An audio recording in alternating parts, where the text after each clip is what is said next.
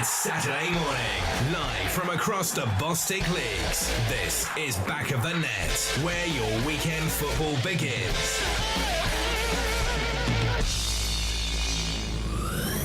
So very good morning and welcome to the show this Saturday, the 9th of September. It's a biggie today. We're at Billericay Town as they take on Leatherhead. It's the two teams at the top of the Bostik Premier League going head-to-head this afternoon. We have Harry Wheeler, the joint manager, and Danny Hazle, the assistant coach, in the studio with us in the bar here at Billericay Town. We're also going to hear from Sammy Moore, the Leatherhead manager, ahead of this massive game today. We hear from Kevin Horlock, the Maldon and Tiptree manager, also Paul Martin of Romford, Gary Henty of Tilbury, and Tony Russell from Cray Wanderers. They're looking forward to moving into a new ground in the near future. Plenty for you to get your teeth into as well with our non-league football quiz. Might be slightly easier than last week, I promise. And we'll get the views of Mick Sullivan on the show as well. Loads to come between now and 1. It's official BOTN across social media. Your favourite non-league football show, powered by Promote UK. We're really good at what we do. Back of the Net, where it matters. So welcome to the show. Good morning. First of all, say a very good morning to Mick Sullivan, who's here as always, bright and early. Mick? Yeah, good morning, Ben. Good morning, non-league lovers out there. Let's hopefully we have a good show. Harry's going to sit in the hot seat today, so hopefully I can fire some difficult questions at him rather than Glenn now. Yeah, this is it. Harry Wheeler joins us, the joint manager of Billericay Town. Very good morning to you, Harry. Good morning. And also Danny Hazle, the assistant coach here. Danny, good morning. Good morning, Ben. So we're set up here at Billericay in what is a luxurious bar. I'm so impressed with the facilities. And Mick, you've been here last season. You've seen the transformation in just a year. Absolutely fantastic. I remember standing in the dugouts and they were sort of like weren't deep into the ground like they are now, and all the stands were made out of rickety scaffolding poles. So it's absolutely fantastic. I can't believe how much has been done in such a short time. So fantastic. Well done to Glenn and whoever else has poured the money into this place, because it looks really good.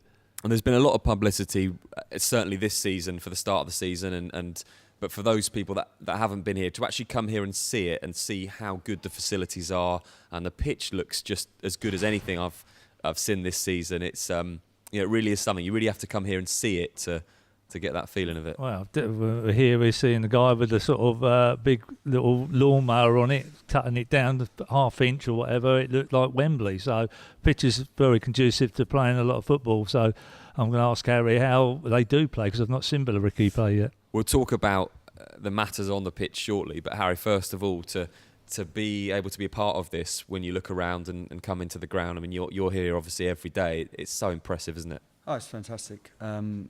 It's a massive change from last year. I think even a few years before, we, from coming here as an opposition, it's one of the grounds you didn't want to come to, I'll be honest. At the time before, it wasn't great. And now it's probably a ground that everyone wants to play at. And if you're a player and you're left out of a squad on a match day, you're probably gutted if you're not coming here, because it's the pitch, as you said, is top class, and the whole ground is of league level now. So it's a great attraction for everyone, and to work here now is brilliant. And you appreciate what it is because you've been here prior to the new changes that have happened. And how's the I guess the transformation? It's still going on. So there's things happening. You can see when you arrive here, things happening all the time that are going up. Yeah, it's constant. I mean, it's not even finished yet, but it's improving all the time. It's up. They work tirelessly here. They've done really well. Glenn's put everything into it. The chairman's put everything into it. They've all worked really, really hard, and you can see it's reaping the awards. And it's frightening to know that it's not actually finished yet. And Danny, for you as a coach, to be a part of this and everything that's going on, and obviously your focus is very much on the training ground, but to see all this is great. Yeah, it's amazing. I mean, I think I played here about 20 years ago, and the changes that Glenn and the rest of the team have made to it is really good. And on the pitch, Harry, obviously so much talk at the beginning of the season, clear favourites, biggest favourites that the league's ever had, money being spent on the players, etc., etc. But I guess for you here, concentrating on training, getting the players ready for the games, it's very much focusing as any club would. Yeah, you treat it exactly as you would at any other place. You don't get overawed by the sort of the situation and what's expected, or what kind of pressures come. I mean, if you're playing at a good level or anything, you're a half decent side, pressure is natural. So we're here just to sort of concentrate as normal and keep doing what we do. And I literally treat it as the same clubs that I've been at lower and the same clubs I've been at in higher, 2-3 leagues higher. We treat it the same, exactly with the same principles, and the players are expected to do the same things, and everyone's on a level. So it's the same really, but the pressure is something we kind of embrace rather than reject. And Danny, for a coach, like Harry's saying, that you go onto the training ground, it's the same thing, same principles of football. Nothing changes. All the hype that surrounds it, and with perhaps the owner and social media and all these things, it makes no difference when you go on the training ground. I think we need to put that to one side. I think with regards to the players on the pitch, we just have to concentrate on getting 3 points every time that we go out there, and the rest of it will take care of itself. And we're going to talk about the game today, and we'll talk about matters on the pitch. But before we do that, we're going to play our first interview of the show, and we're going to hear from Sammy Moore, the Leatherhead manager, obviously ahead of the big game this afternoon. Sammy, 12 points from your first 5 games. You must be delighted with your start as Leatherhead manager. Yeah, no, definitely. It's always nice, when you start well. You can't go too much on pre-season, and to be honest, we've had some really good results in pre-season, but when the season starts, it's a totally different kettle of fish, and it's 3 points to play with. And now I've been absolutely delighted with the start. We could have won all 5 games. With the Harrow game, we had enough chances to win 2 games, but obviously wasn't our day. It was important to bounce back after the defeat, and to get 2 wins over Bank Holiday weekend I was delighted with, and and also to winning on Saturday in the FA Cup. It's been a great start, but it's only a start, and we got to take it each game as it comes, and we know there's going to be highs and lows during the season, but we've hit the ground running, and we're looking to get 3 points on Saturday. It didn't go unnoticed during the summer, the players that you were bringing in, the quality of the players that you were bringing in. Did you think that the start would be quite this good, though? When I got the job, I identified the players I actually wanted to bring into the football club. I wanted to bring a professional environment from me being involved in all my life. So I wanted to bring that to Leatherhead on and off the field, and and the players, I knew who I was bringing in. I knew exactly what I was going to get. So I weren't surprised at the start I've had, because I know the type of players I've brought in, and I know what characters I've brought in as well. So they're all winners. They demand the best from not just themselves but from everyone. So listen, it's been a fantastic start, and with the players I've got, when I looked at the fixtures, I thought I wanted to win. I wanted to win all 5, but to win 4 out of 5 is a great start. And obviously with the FA Cup, winning the FA Cup, and getting a winnable tie in the next round, it's become a great start. So listen, it's only a start, and we're not going to get carried away. We know there's going to be highs and lows. We're absolutely delighted. And what are the expectations at the club, say for the next few years? What do you think can be achieved at Leatherhead? No, listen, it's exciting times. The first thing I wanted to bring back was a buzz around the place. I wanted to reunite the fans with the players.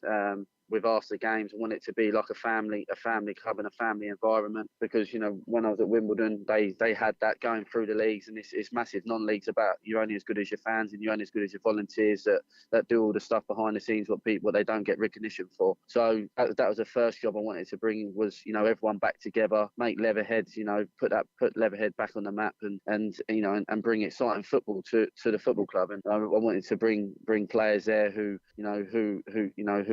played in the league, and I know exactly what I'm going to get from, and we've made some exciting signings, and and the fans have come up to me and said that they're watching some fantastic football now, and you've brought a real buzz back to Leatherhead. So that was the first start, and then obviously once we got the players in, I sat the players down, and I told them exactly what I want on and off the field, and everyone's brought into that.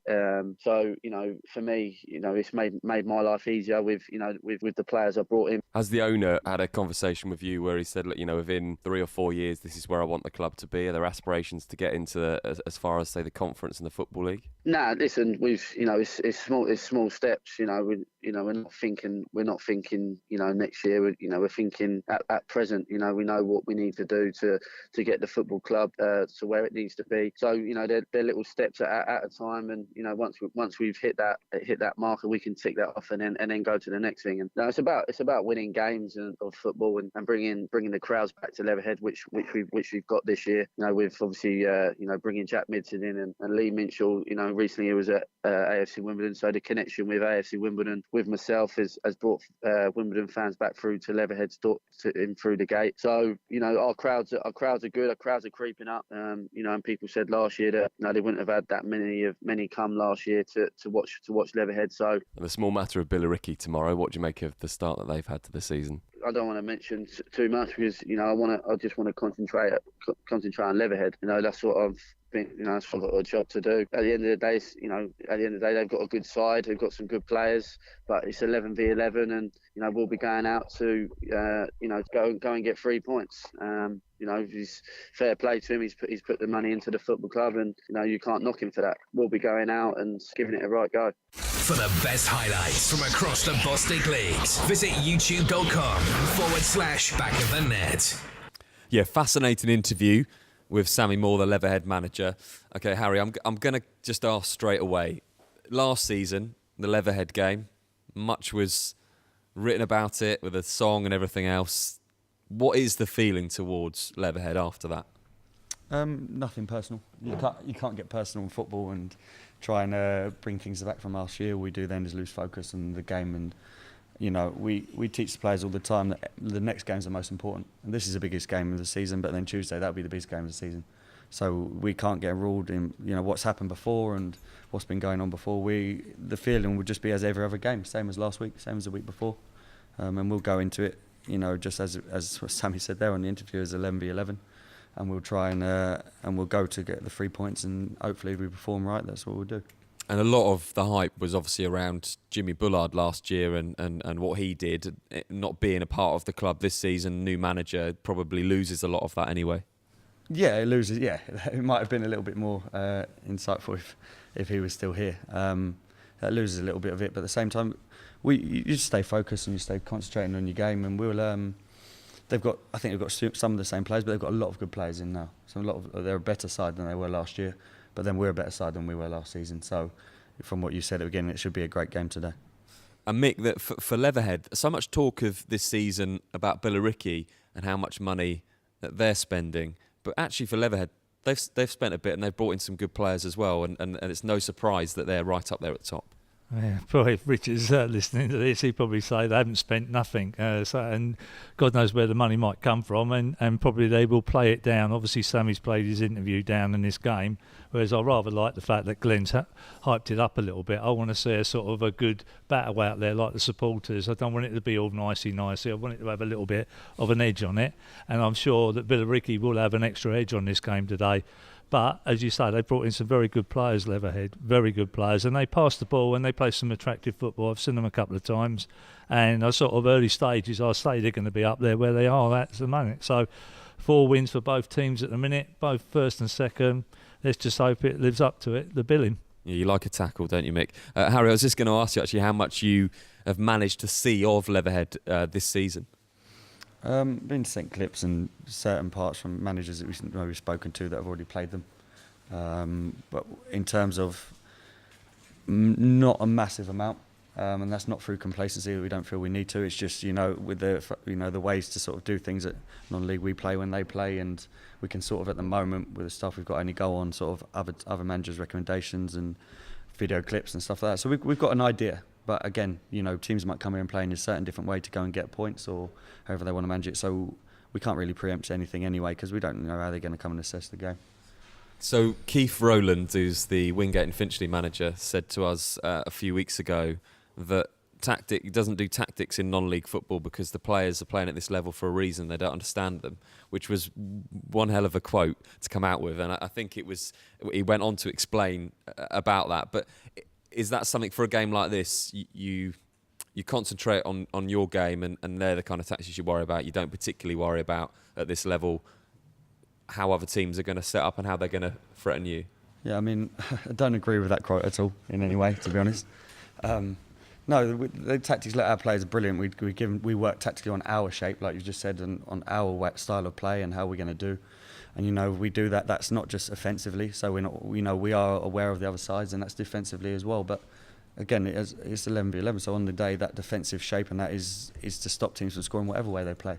It has to be adaptable. Players have to be able to adapt, and you lose formation sometimes on the pitch. So if we set up just to go and defend against a certain way, and they have players that drift around and start changing, we can't be that set in our ways. So we are. I think you can definitely teach players tactically, and they can take it on board. Depends how good your coaching is to nail it into them, and how clear and concise you are and your delivery across to them. And if you get it right, then players will be adaptable to defend tactically in the right manner, and hopefully today we'll do the same and keep another clean sheet. Now, Mick has always got a plethora of questions to ask our guests, and I know that he's going to ask you to come up with a story a little bit later on, but you've certainly got a long list of questions to... Well, rather have, but they were all aimed at Glenn, a lot of them. I'm wondering whether I should just aim them at Harry, and hopefully he might have an answer for me. So I'll have a go. Don't be afraid with some of this stuff, and if you can't answer them, you can't answer them. But, I mean, first and foremost, what Ben hinted on there was the fact that we like to hear a funny story that you might know in football that's happened to you personally. Anything that maybe on the dugout or in the changing room that you can say live on air. You can tone it down a little bit, but we can apologise afterwards. But just think of something during the show that you think it will be, oh, that's quite, there's always something in football. Yeah. So just have a little think as we're going along on that front. We'll save that for later. Yeah, we'll save it for later on in the show. And Mick's going to test you out now. One of his first questions. Oh, right, okay. I mean, I don't know if Glenn talks to you about the sustainability of this club. We've seen it before where guys come in, throw a lot of money at it, and basically then walk away 2 or 3 years later with having achieved the goal. Have you got an idea how this club might sustain itself if Glenn does walk away in 2 or 3 years? I'm sure his heart and soul's in this club, but we all know things can change. Is there sort of a B plan ready to go? Because I take to think that this whole stadium setup just dies a death when he walks away. Who's going to take that mantle over, or what is the... No, I mean, Glenn's definitely here for the long haul. I've worked with a lot of owners, and you can tell when and where they're not or they are. Firstly, he loves football, so that's the first passion of it rather than just the glory of it. He loves actual football and, improving the club, and he's got a long-term plan. I think the first thing with, owners that come in and they invest in the ground is a biggest sign. If they only invest in the playing squad, that's when you can get in trouble. There's certain clubs, and won't name them, and higher up and lower, that have sort of owners have got bored and then pulled out, and the wage bill's really high and they can't play the players and it all goes wrong. But they never actually invested in the ground. Nearly any of those teams, and this one, the investor has been in the ground. He's put a lot of work into it. From his character, he'll never stop, because I think he's one of them that nothing's ever good enough, which I fully agree with. And so it's not that he'll think, oh, we've got promoted from here and that's fine, now I've done my job, he'll want to go to the next one. And the next one, he actually spoke to us the other day, and with all the players and training, that he's planning to set the club up for, if there's a point where he's not here or something, everyone still is on the same thing. Not now, but in the future, that everyone's on the same length. The club's still going the same way, and he's got plans in place with other people and investors and people that put money into the club, that the club will be sustainable. Just totally swinging the question right way around, because I don't know a lot about Glenn, and maybe some of the supporters don't know. So, has Glenn got a footballing background himself? Has he actually played at non-league level or at any sort of level, or is he just an enthusiastic football lover that just wants to take this club somewhere? Yeah, Glenn's played all the time since he was young, and then played at Barking sides, sides at sort of at lower non-league level, and always managed through it. But I think one thing people don't mention about him is that he takes the under-14s that are here and on a Sunday, and that's voluntary, and does all that, and loves the club and loves the football side of it, and has played at a decent enough level, and played county level and at non-league lower down, and he should get more credit than he gets for the football side of it, because he does know what he's talking about at times, and I'm one to say what I think, but he'll say things, and a lot of the time he's talking a lot of sense, and You know, Glenn's also got a footballing brain to him as well as a business side of it, and he works very well, especially on the motivational side, and gets players going for games and knows what makes people tick. That's an interesting that you brought up the under 14s, because I was going to sort of say to you, the academy structure here, is that something that you're looking to build the academy? You're looking at the younger age groups. Much has been made of the players that you brought in that have got the experience and have come from the Football League, but is it something that sustainability, you're looking at bringing your own players through? Yeah, of course. Look, the main reason for that is a little bit of pride when you get lads coming from lower down that come and, you know, in lower down, I mean in the age groups that come and make your first team. That's firstly, of course, we like it that way if there's a financial gain to it as well, that, you know, players aren't costing you to come in as much. But at the same time, there's some good young, youth here. The 23s are playing on the pitch. If we weren't interested in, we weren't investing, we'd say, look, we just rest the pitch. We don't want you playing on it. We want them to play on it. We want them to experience playing there, and try and get them to experience playing there in the first team one time. And they've had 2 home games so far. And, you know, we've been at both of them. Glenn's been at both of them. Danny was at one. I was at the other. And so we go and watch them. And I've been at many clubs where the first team manager isn't interested and hasn't seen the reserves play. We've seen both games so far, and we'll continue to do that and monitor them. And every now and then we invite one of them to come and train with us. Now the numbers have got smaller and players have gone out on loan, and that's an incentive for them, that there is an opportunity. It's just a harder ladder than it is at, say, some other clubs at this level. Let's take a break from the questions about the club, and we're going to do our non-league football quiz now, which last week I was told by Mick Sullivan was far too hard. So we've maybe tried to bring the level down a little bit. So if you'd like to play as a team, if that's all right. Yeah. You trust each other enough to play as a team? He probably knows more on football than I do. I don't watch it outside. So we'll team up Danny and Harry, and then Mick, you can play against them for our non-league football quiz. And don't forget, you can play along wherever you are as well, and let us know how you're getting on. Official BOTN. The non-league football quiz.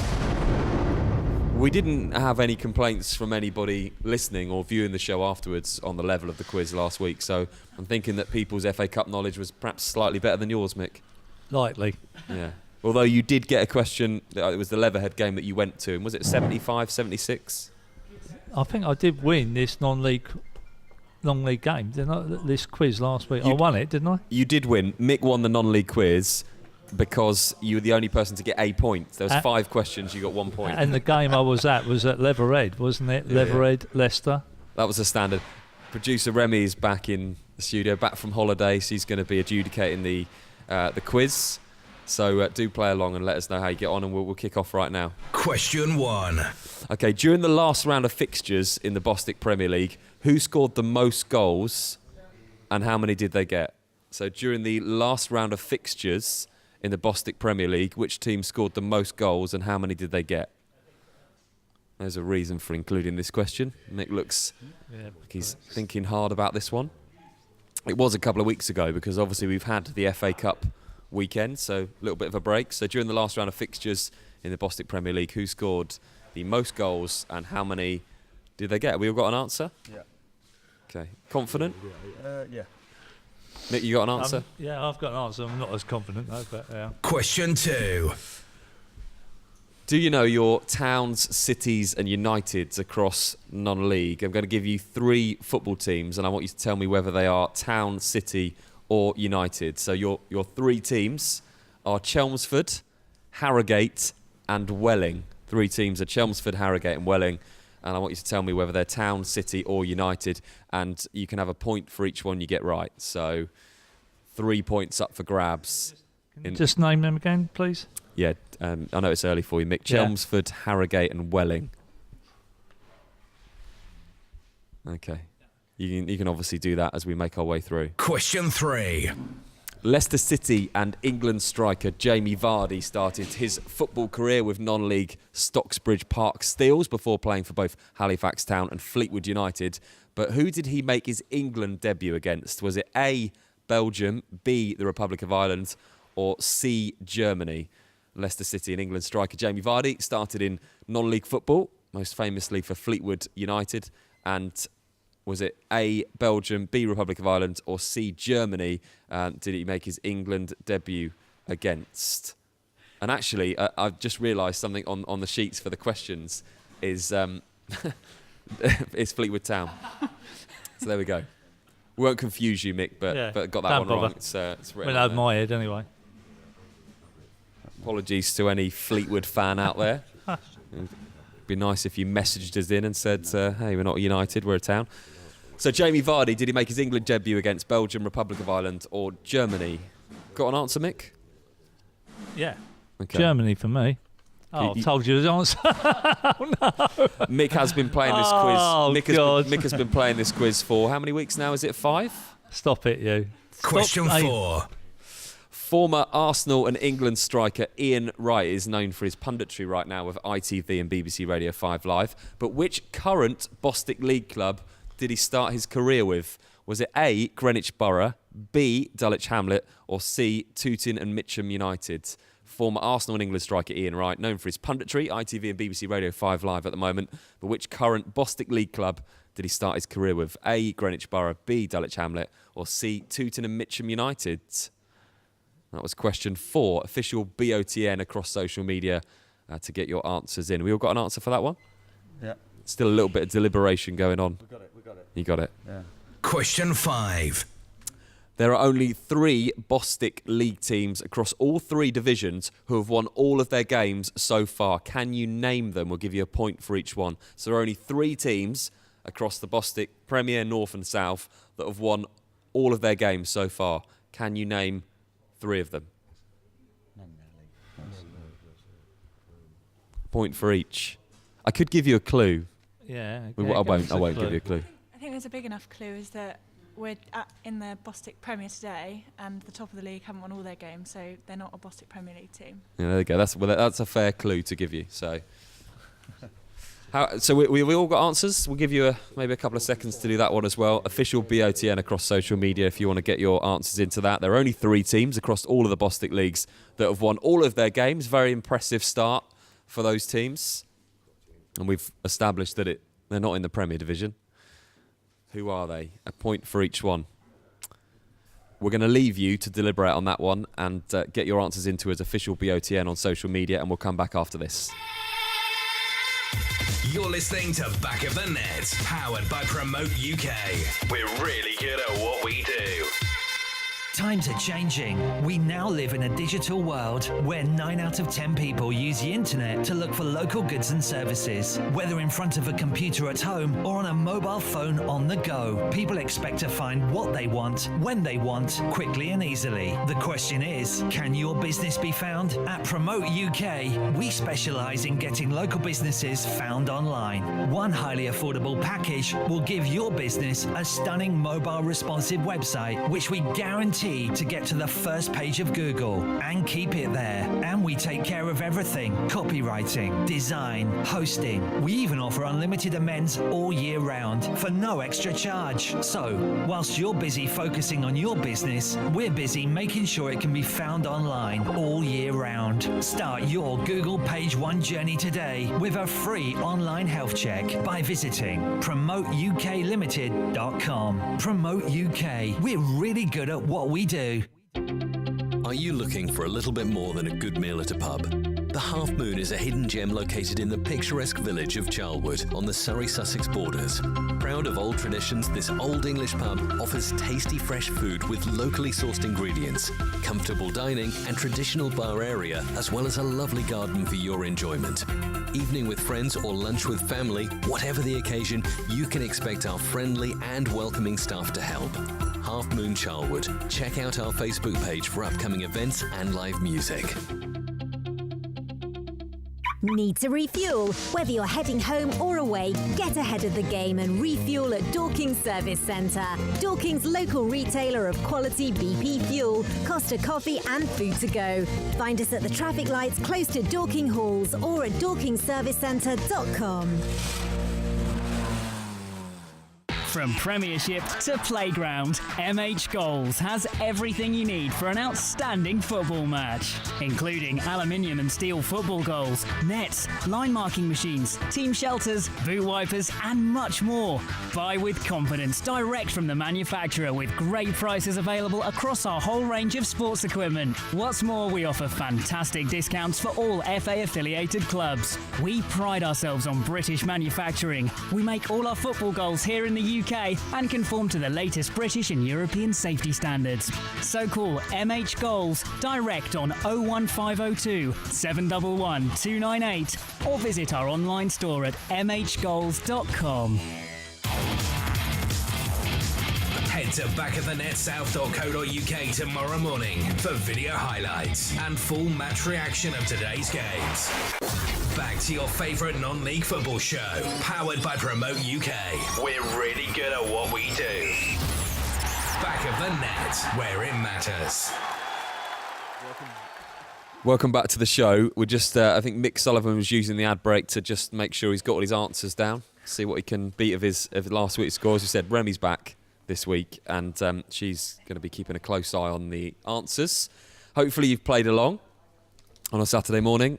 An official BOTN if you want to let us know. And if you're watching it on YouTube again in the week, then feel free to tweet us as well. Right, let's get on with this. It's time to see who has the best non-league football brain in the studio. Tweet your answers to @officialBOTN. Confident, Mick? Reasonably. Right, let's see how we got on. Question 1. So during the last round of fixtures in the Bostik Premier League, who scored the most goals and how many did they get? What do we have, Mick? Well, this is a bit of a punt. Leatherhead, 6. Okay, what did you get? We went Hendon, 6. And the answer is Hendon, 6. They beat Harrow Borough 6-0, and Harrow Borough, of course, I think they're still third in the league. Billericay and Wingate and Finchley both scored 5, and Burgess Hill got 4 as well, so it's quite a high-scoring round of fixtures. So is it a point for Hendon and a point for 6? So does that mean Mick gets 6 even though he got the team wrong? Yeah, we'll do that, yeah, because that was 2 questions in one. So Mick gets a point, you guys get 2 points. Thank you, Remy. Cheers. Why does he get a point? Because he said 6, because the question was who scored the most goals and how many did they get. So are we level pegging at I've the got moment? to take anything, Harry, see. Seriously, give Mick anything that he can take. Anything, please. Question 2. Do you know your towns, cities and Uniteds? We've established that I don't this morning, but do you know them? I've given you 3 football teams, Chelmsford, Harrogate and Welling. Mick, what did you come up with? Chelmsford City, Welling United and Harrogate Town. And what did you guys come up with? Yeah, we equalled the same. Chelmsford, Welling United and Harrogate Town at the end. Absolutely right. Chelmsford City, Harrogate Town and Welling United, although I'm not sure if someone needs to check that, as my research seems to be great this morning. So points all round for those. Doing all right so far, Mick? Not too bad. Question 3. Leicester City and England striker Jamie Vardy started his non-league football career with non-league Stocksbridge Park Steels, and we mentioned he played for Halifax Town and somebody called Fleetwood United. But who did he make his England debut against? Was it A, Belgium, B, Republic of Ireland, or C, Germany? Mick, what did you get? Well, obviously I said Germany, but I could be wrong. What did you get? Did you listen to Mick when he we shouted? went to Germany, so... We went for Germany too. It was actually Republic of Ireland. He made his debut in a goalless draw with Republic of Ireland. You've listened to me. Well done, Harry. I love that. Well done. Well played, Mick. One thing that we always should tell guests before they come on is never listen to Mick Sullivan when it comes to the quiz. So yeah, he made his debut for Republic of Ireland at the Aviva Stadium on June the 7th, 2015. He replaced Wayne Rooney in that game for the final 15 minutes. Vardy did score his first international goal in a 3-2 victory against Germany in March 2016. But no, you're not getting any points for that. No points for anybody in that round. Question 4. Former Arsenal and England striker Ian Wright is now known for his punditry on ITV and BBC Radio 5 Live. But which Bostik League club did he start his career with? A, Greenwich Borough, B, Dulwich Hamlet, or C, Tooting and Mitcham United? Mick? A, Greenwich Borough. That's a definite. And guys, what did you go for? We went for Tooting and Mitcham. No. Sorry, Harry, you've got that one wrong. I think he's quite confident about it. Yeah, he's put me off now. Definitely gone confident, I'll tell you. So Ian Wright started his career with Greenwich Borough in 1985. He only played a handful of games before he was scouted by Crystal Palace, and he went on to play for obviously Palace, Arsenal, West Ham, Nottingham Forest, Celtic and Burnley, and scored 239 goals in 501 appearances. Didn't score, I believe, for Greenwich Borough, or did he? I don't know. Couldn't find any record of... Maybe, you'd think he would have done to get scouted by Palace. More than likely. See, me and Dan are even now because we've changed each other's command once. So. Question 5. There are only 3 Bostik League teams across all 3 divisions who have won all of their games so far. How did you get on with naming them? Well, I've only named 2. I can think of a third one at the minute, but do you want me to name the 2 I've got? That'd be nice if you gave the answers, yeah. Walton Casuals and Hornchurch I'm going for as the 2. I don't know what the third one might be. And Harry and Danny, what did you go for? We were struggling on that one, so we're in the...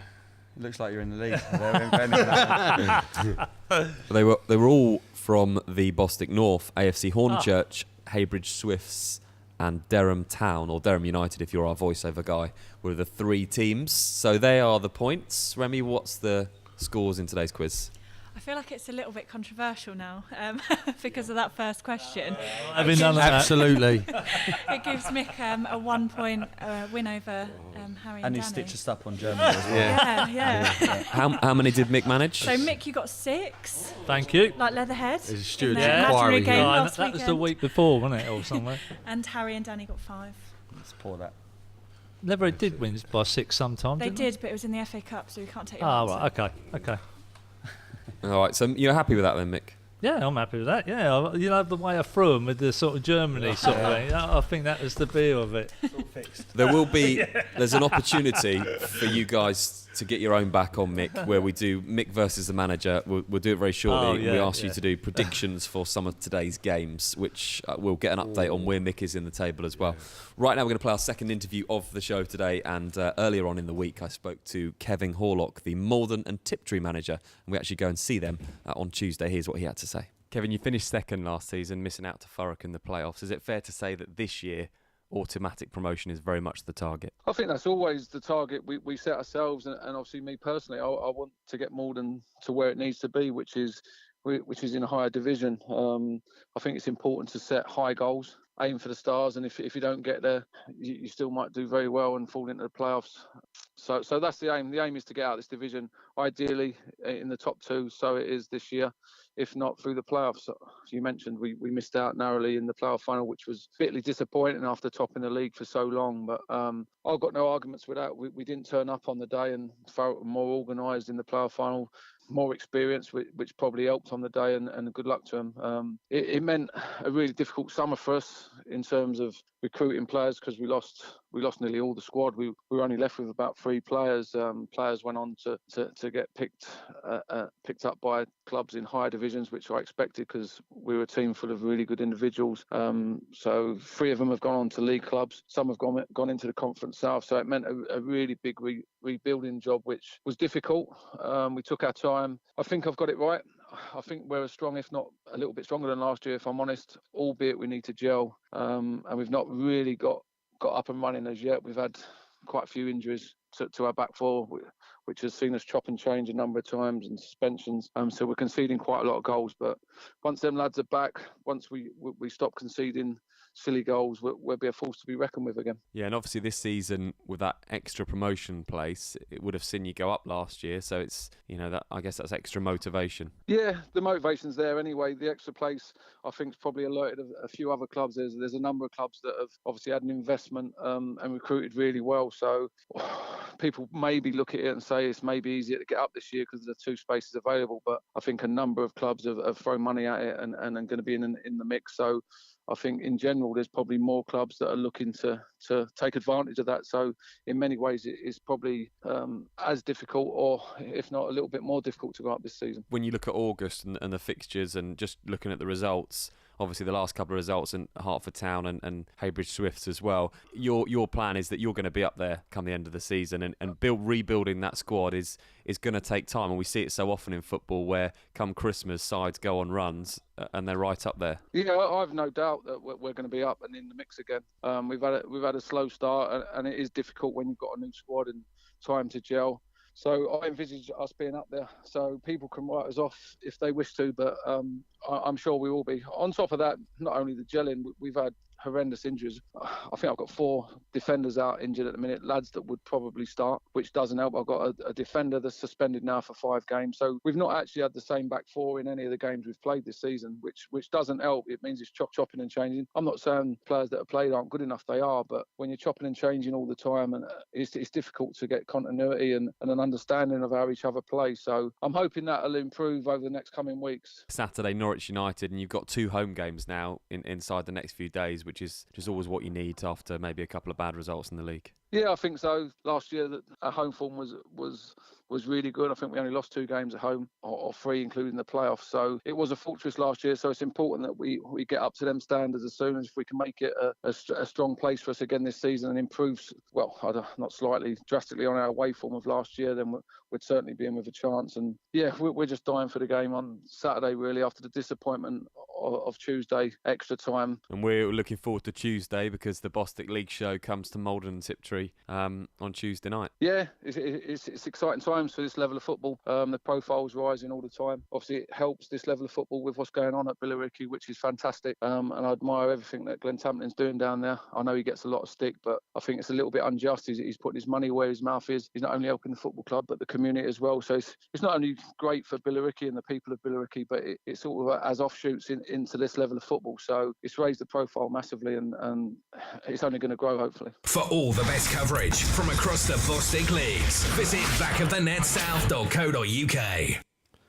Yeah, good interview with Kevin Morlock, and obviously a local team here, and they're he was saying it's great because what you're doing here at Billericay is great for the area, it's great for non-league football, and very complimentary. And yeah, Kevin Horlock, apologies to you.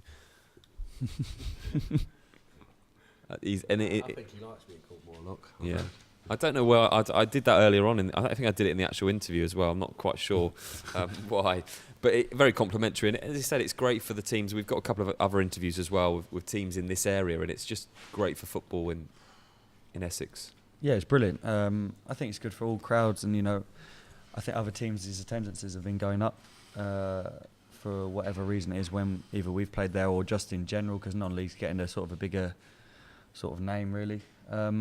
And it's nice. It's nice to see that there's a good sort of interest in non-league, being in it for such a long time now. That it's a lot better levels than people realise, and when they come and watch, I think they start to notice that. And there's quite a lot of exciting games. And Mick, we're going to go and see them on Tuesday, and their game against AFC Hornchurch, and they came so close last season, losing out in the playoffs to Thurrock, and this year with the way the leagues are, they would have gone up. So he was saying in the interview that they're always looking for promotion, and that most definitely is the case this year.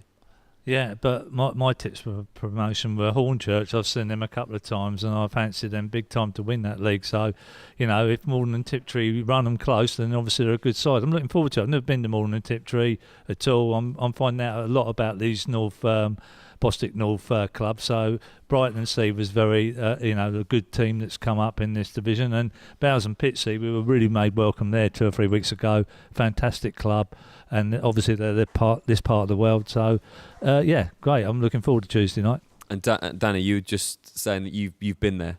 Where's that to? To Maldon and Tiptree. Yeah, it's very nice ground. Yeah, very nice ground.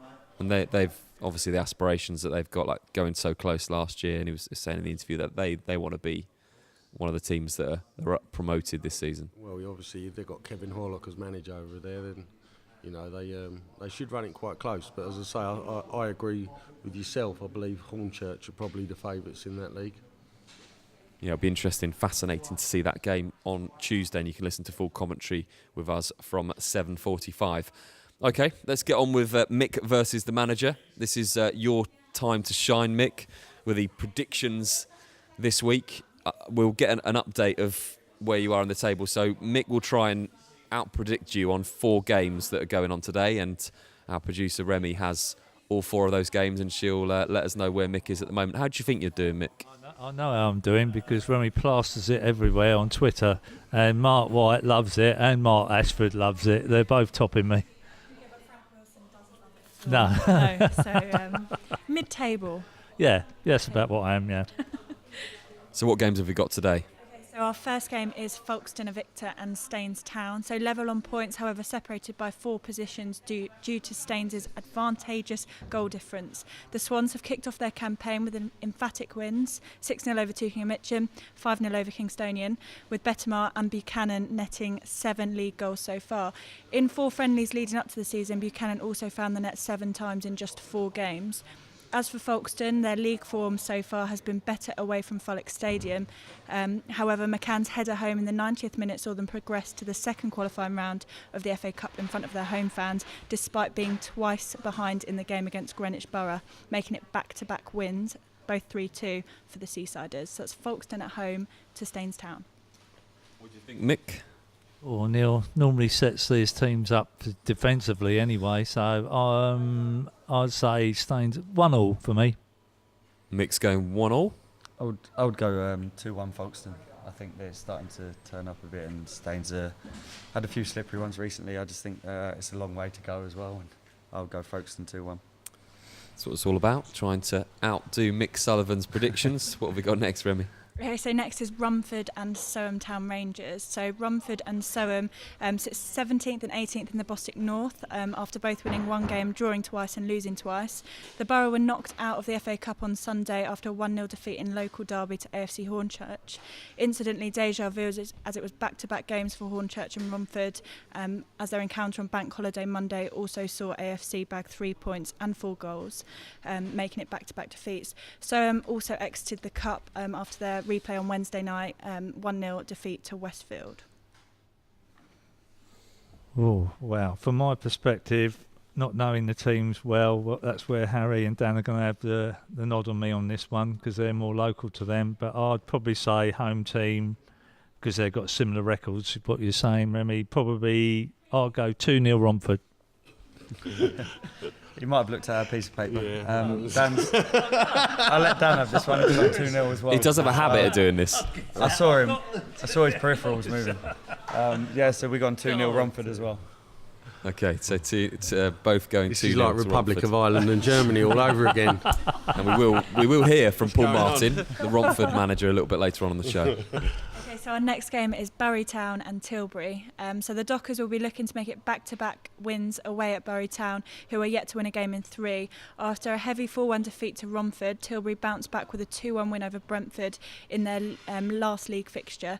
Incidentally, on the same weekend, which was the 26th of August, Bury 2 suffered a 4-1 defeat, likewise bouncing back to level 2-2 with Soham Town Rangers after being 2-0 down at half-time. Last season, both sides finished 11th and 12th in the Bostik North, drawing 1-1 at Chadfields and Bury coming out top on their home turf. And it's Bury who are at home today. I was tempted to say a draw, but I think Bury 1-0 win.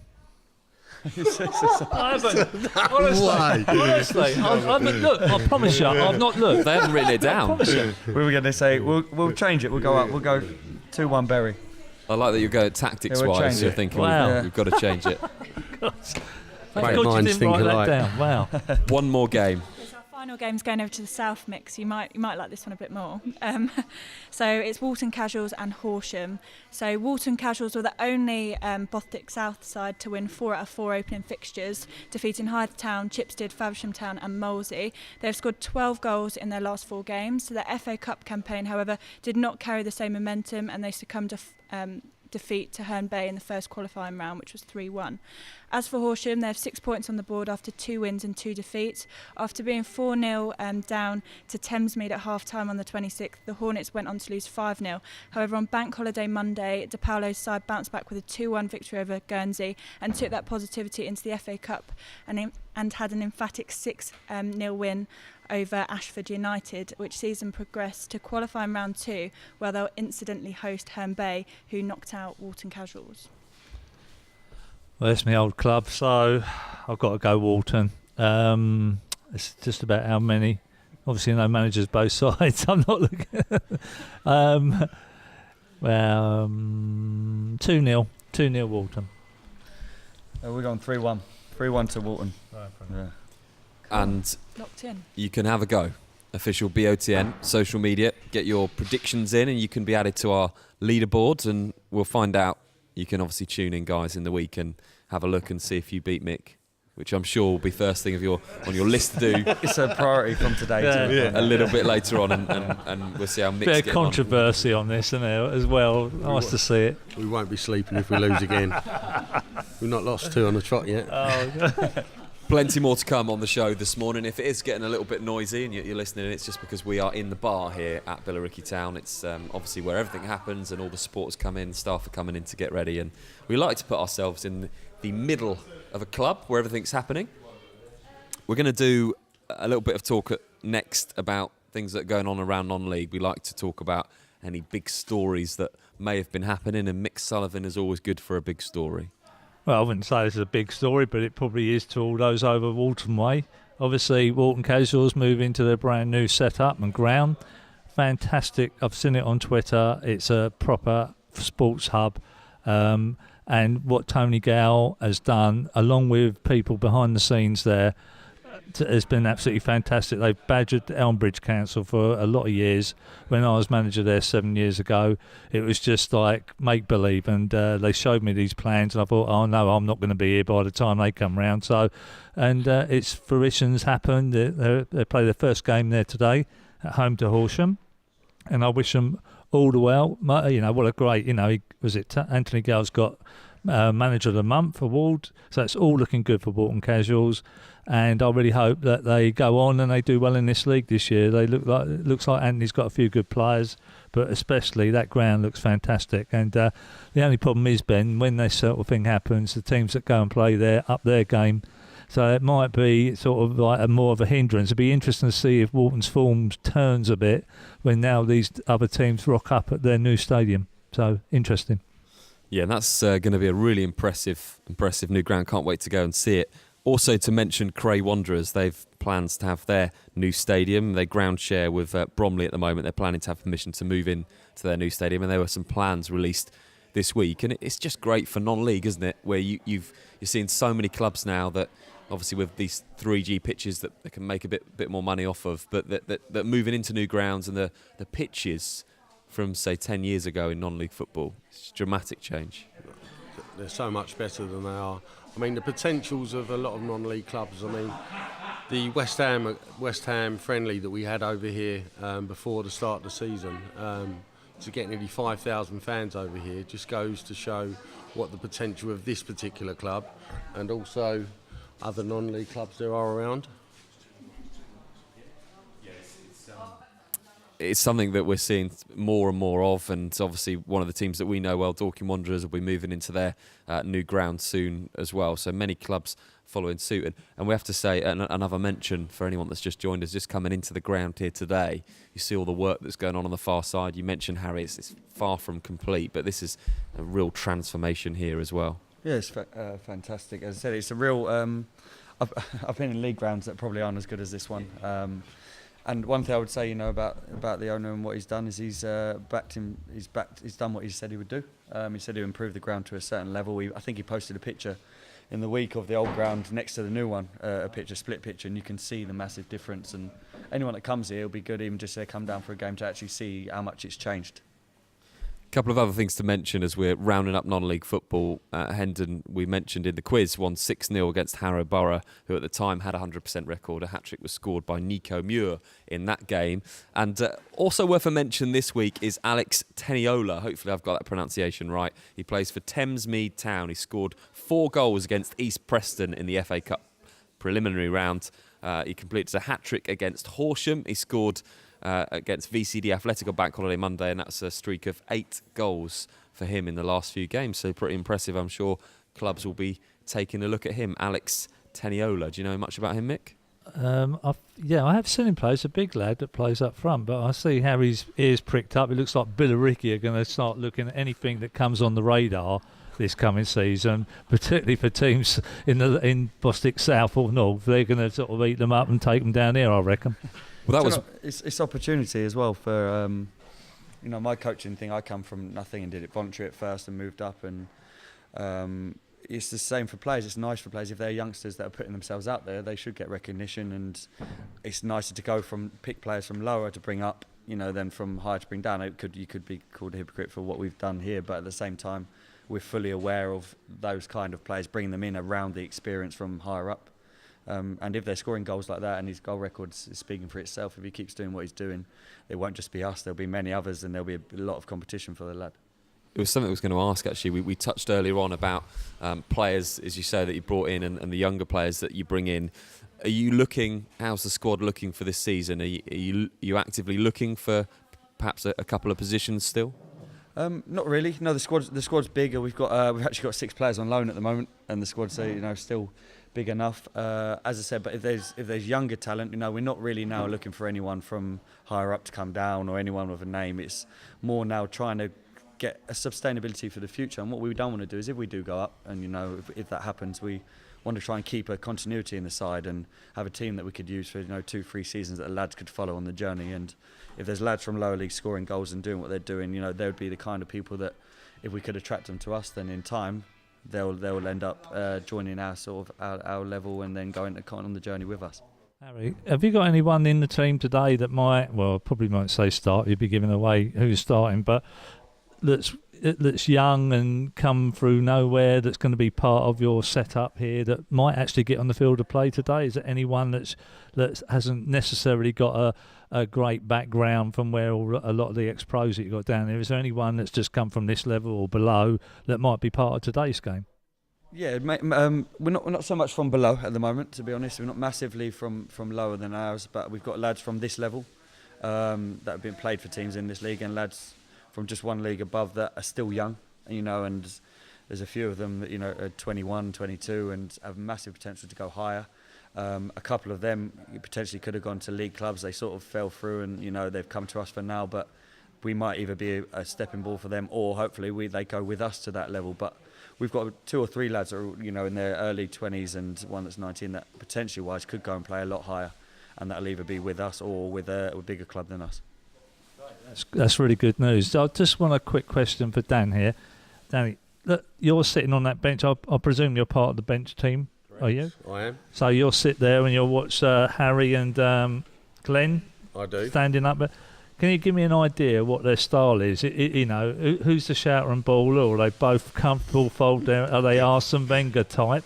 Or are they shout and ball? I've seen Glenn sort of have a shout out. Last season I went to the League Cup final and I could see his style there, but I'd be interested to see you sitting there, been part of the club for a long time or played here a long time ago, what you feel. You're sitting there and you're standing behind these 2 guys. Is Harry sort of the more conservative guy?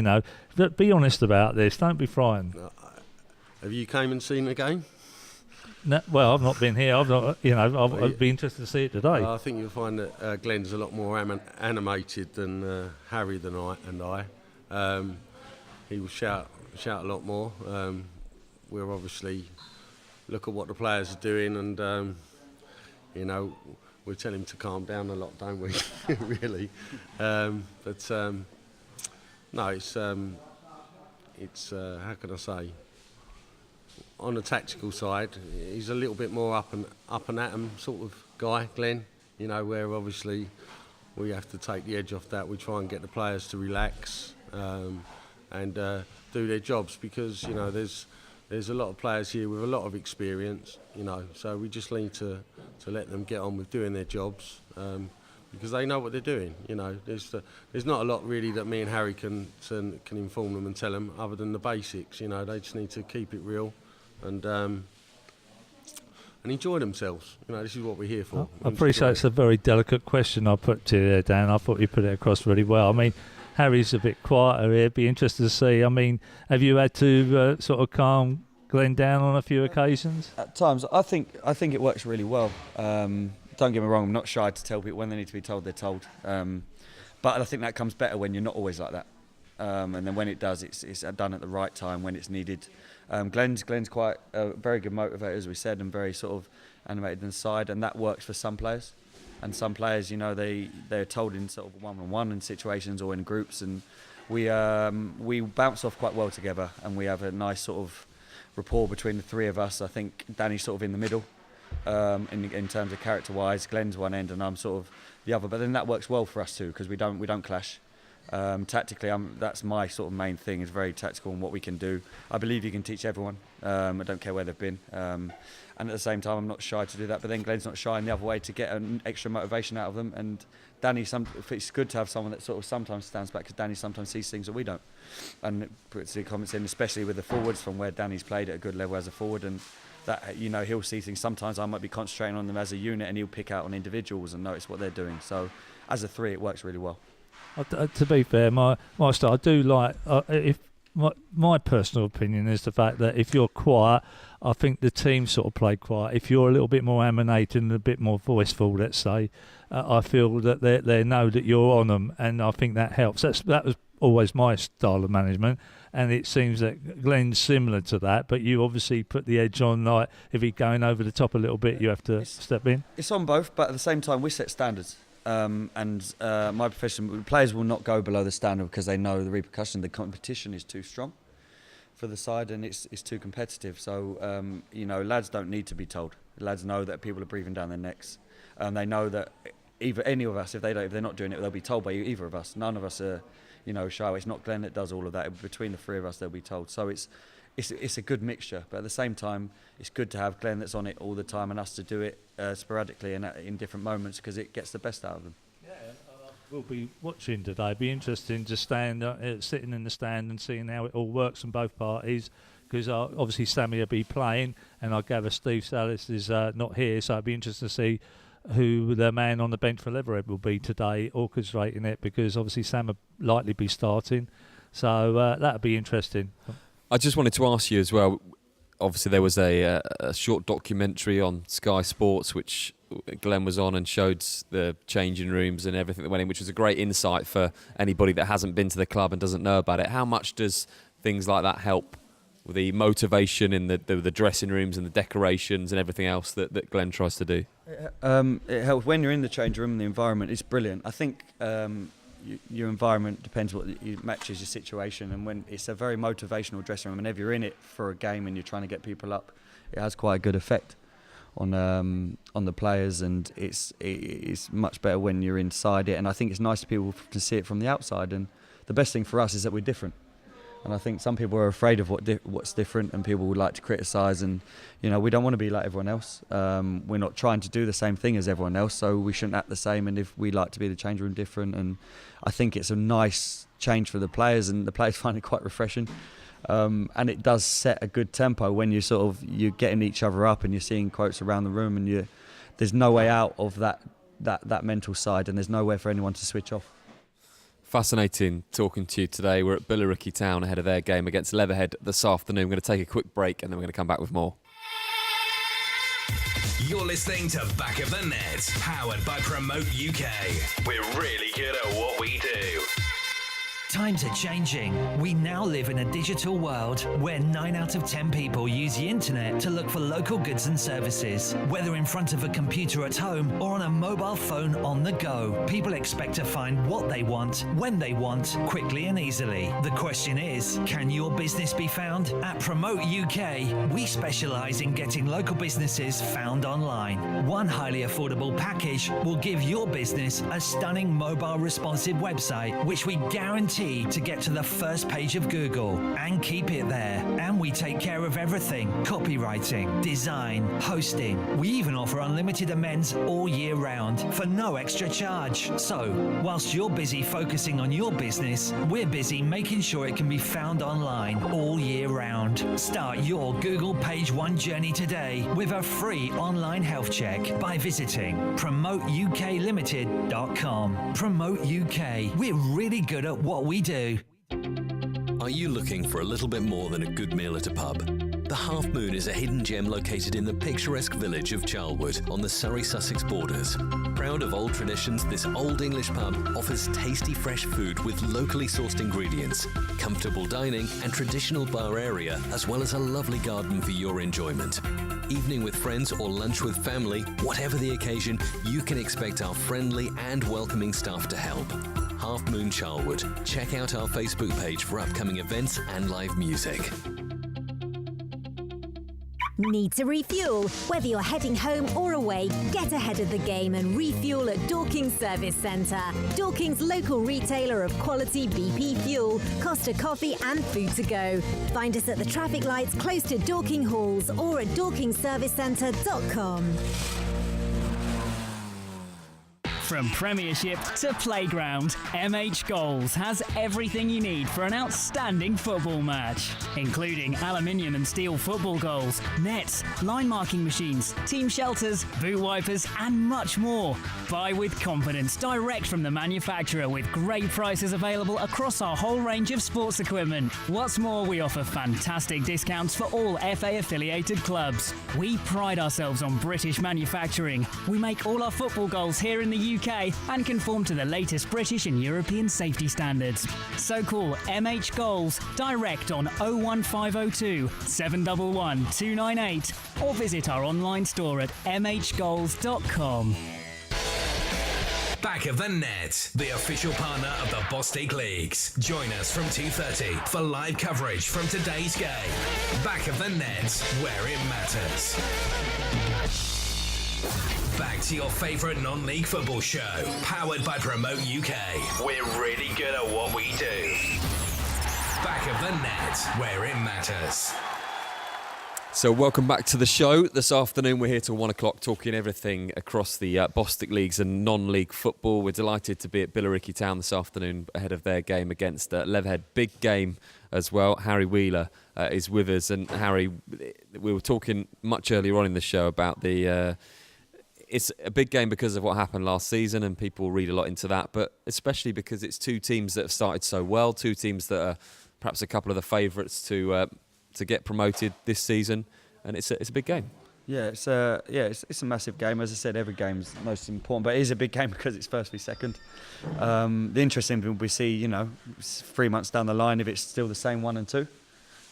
Or is it going to be adapted from there, and only time will tell. But they've started really well, and good credit to Sammy and what he's done there. And at the same time, we've after the first game we've done really well since, and the form guide is strong for both sides. So it should be a brilliant game, and it'll be a really interesting even for us to see the outcome of it. At the beginning of the season, which teams did you earmark as perhaps being the ones that were going to compete with you? Originally, I thought always Dulwich. Dulwich are always going to be up there. I know quite a lot of the Staines players. They're good players. Elliott's there now. Ben Martin's there, good centre half. They've got some good players. So I thought Staines would be up there. And then as soon as I saw Sammy in and what he was signing, then obviously Leatherhead sort of come to that sort of thought process as well. So I think there's a good sort of 3 or 4 that are, everyone's a good side and everyone can beat everyone on their day. But those sort of 3 or 4, I think Leaston as well. Good manager over there, and they're sort of, to me, the ones I would have highlighted for now. And it's very, very early on in the season. I spoke to a couple of managers this week that said, look, hey, after I don't even look at the table until perhaps 10, 15 games in, and we always mention that 10 games in you get a better idea of who's going to be where. But 5 games in, and the likes of Margate as well, we mentioned should perhaps be up there, and Dulwich down in 10th, but it's very tight at the top. Early days, and basically, yeah, I think you're right. We do well. Me as a manager, I looked at it every week, but at the end of the day, realistically, it's 10 games in, 12 games in. You'll get an idea who's going to be mixing it up at the top, and so it is early, but we want to take the opportunity. And I'm a Leatherhead supporter, aren't I? So basically, I'm rooting for Leatherhead today. Sorry about that, Harry, but I am. What do you reckon? Do you fancy you're going to turn Leatherhead over today? Look, we've got to be confident. We think we can win every game. Leatherhead should think they can come here and win the game as well. If they don't, they'll come with the wrong mentality. Look, I think if we start how we can and we're nice and solid defensively and we carry on the form guide, then yeah, I think we can win the game. There's no complacency though. We've got a lot of respect for what they're doing there and the side they've got, and it'll be a good game. But do we think we can win the game? Yes. If we didn't think we could win the game, we shouldn't be here. But then they should be coming here thinking the same thing. And sorry. I was just going to say, moving slightly away from today's game, but the FA Cup last week, we've taken a couple of weeks break for the league. For a lot of teams in this division, the FA Cup's a priority because the money that it brings in with the FA Trophy as well, for them, could be a challenge. Next season, it could be looking after the club for the next 5 years, if you're the likes of Merstham last season that reached the FA Cup first round proper, how much of a priority is the FA Cup for you this season? To me? To either of you, yeah. It's very big. Last week, I think we had 80,000 views on BBC iPlayer. We've been given a winnable draw against Thamesmead in the second qualifying round, and I believe that's been moved to next Sunday. And it is very important to us. We want to make a statement. We would like to get to the first, second, or the third round of the FA Cup. So we won't be playing a side that's not capable of winning those fixtures. We mentioned actually Alex Teniola, the 8 goals that he scored recently for Thamesmead. To get a decent look at him then next week. We'll get a decent look. At the same time, it makes us more aware of him. So cheers for that one, Mick. We'll be looking to go there and put a stamp on it, and we want to get a run. When some people just concentrate on one thing or the other, I totally get it for a financial reason, but at the same time, we just take each game by game, and if we manage the players in the right way, there's no reason why you can't compete in the league and in the FA Cup and in the FA Trophy and try and push it that way.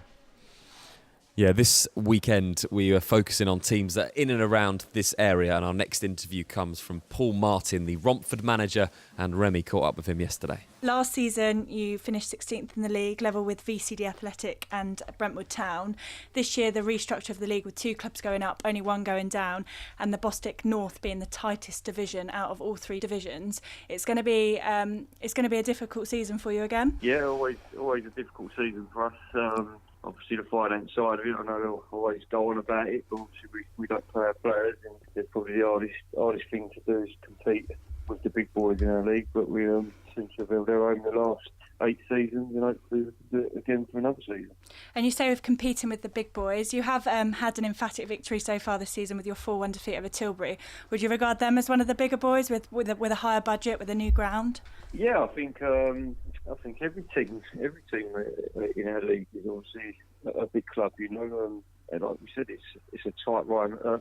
Bostik North this year, so I don't think anyone can take anyone for granted. As I say all the time, it depends on who turns up on the day. I don't think it matters who's got the biggest budget. And your game this weekend, how are you feeling about that? Yeah, we've got 2 big games this weekend. Obviously, Sarum at home on Saturday, and then we go to Haringey Borough away on Monday night, which we got front 7-1 there last year. So I'm hoping we can call at least 3 to 4 points over the weekend, but 3 points out of the 2 games I'll probably be happy with. And over the summer, has there been many changes at Romford? Oh, massively. Every year there's changes. The hardest thing for us to do is keep the players, because obviously we don't pay. We've lost our main forward from last year, Chinadu McKenzie, who went on to sign for Maldon in the National League. So it's an hard one to replace. Our right back Ryan Boswell obviously went to East Thurrock, which is North South as well.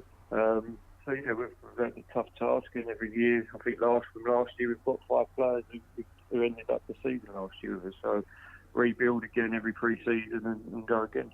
So looking ahead, what would be a successful season for Romford this year? In players' terms, for me talking as a manager to players, obviously I want to try and stay within 10 points of the playoffs by Christmas, and then see if we can give it a good go in the back half of the season. But realistically, as a club and the financial side of it is to survive again. For all the best coverage from across the Bostik leagues, visit backofthenetsouth.co.uk. Yeah, it was a good interview with Paul Martin, the Romford manager. You know much about Romford, Mick? No, not a lot, as I said. But I've given them the nods over who in my predictions. Yeah, and they're a good old established team, Romford. I remember them from many, many years ago. But as I say, with the Bostik Northern League, I'm learning as we go along with them.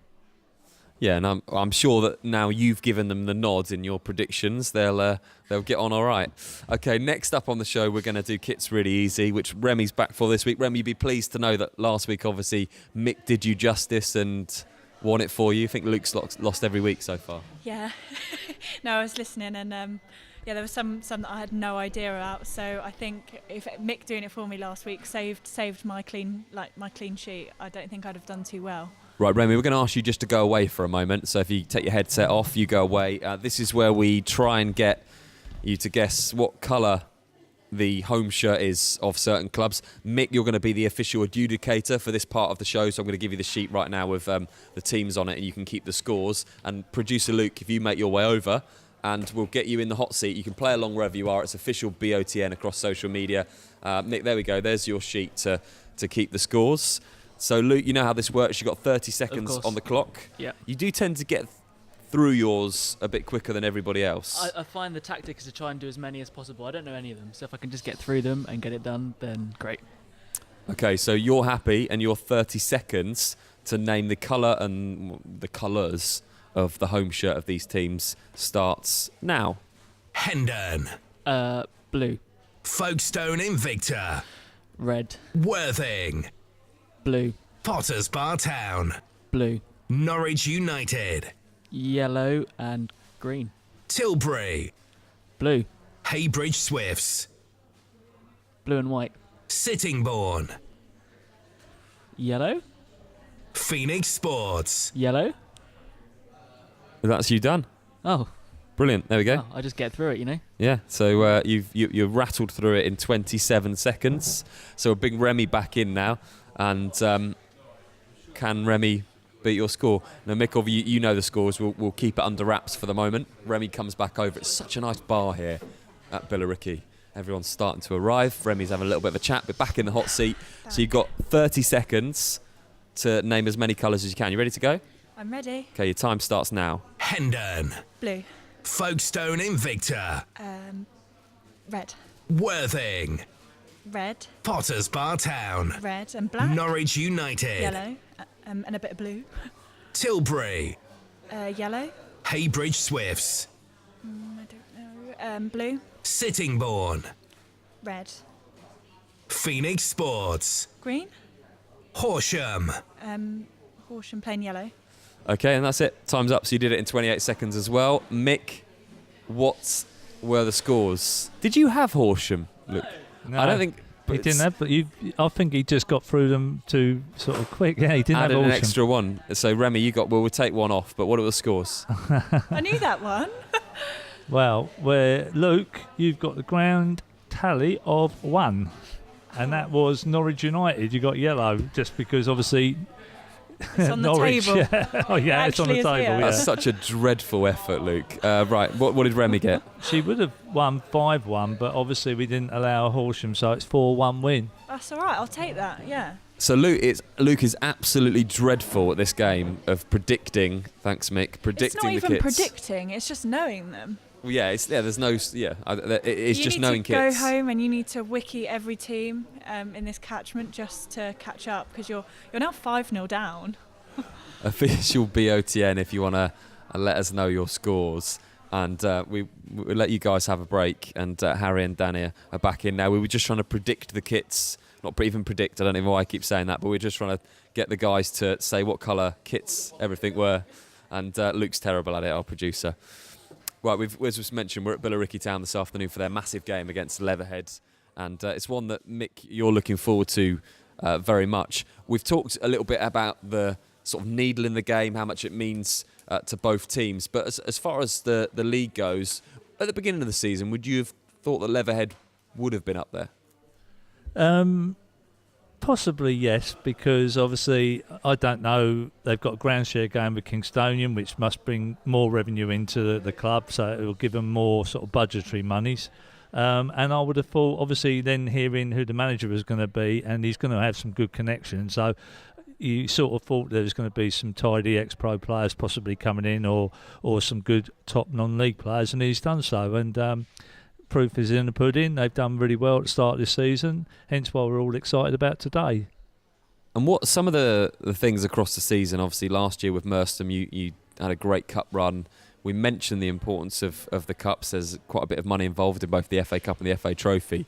There's some dangers here for teams like Billericay and the Margates, the Dulwich, and obviously the Leatherheads. When you're involved in all the competitions, the League Cup, perhaps the FA Trophy, we saw that last year with South Park in Division 1 South. The dangers of teams perhaps getting a little bit distracted, games being postponed as well, those difficulties that you have to overcome. definitely. But Hayden and myself sort of earmarked to retain the Surrey Senior Cup, and we nearly did so. We decided we wanted to have a go at the League Cup. You've got to remember, Merstham are a small little club in this league. They're punching above their weight, and basically, in reality, we want to be up in the top 5 every year. We want to be, but in reality, we know likely we're going to be mid-table. So we want to win something. We're winners, and the realistic targets were the cups, and that's what we aim for. And I was going to ask you, Harry, obviously at the moment the weather's pretty nice. It's been warm. The pitches are great. The challenges that you'll face throughout the season, certainly being the favourites, perhaps when it gets cold and wet and games are called off and fixtures pile up and you've got rearranged games because of the cup, is that something that you want to see from your squad? You'll learn from your squad as the games go along? You normally learn from your squad. Luckily, I think with the 10 players that come in, I've worked with 8 of them previously, so I know what you get.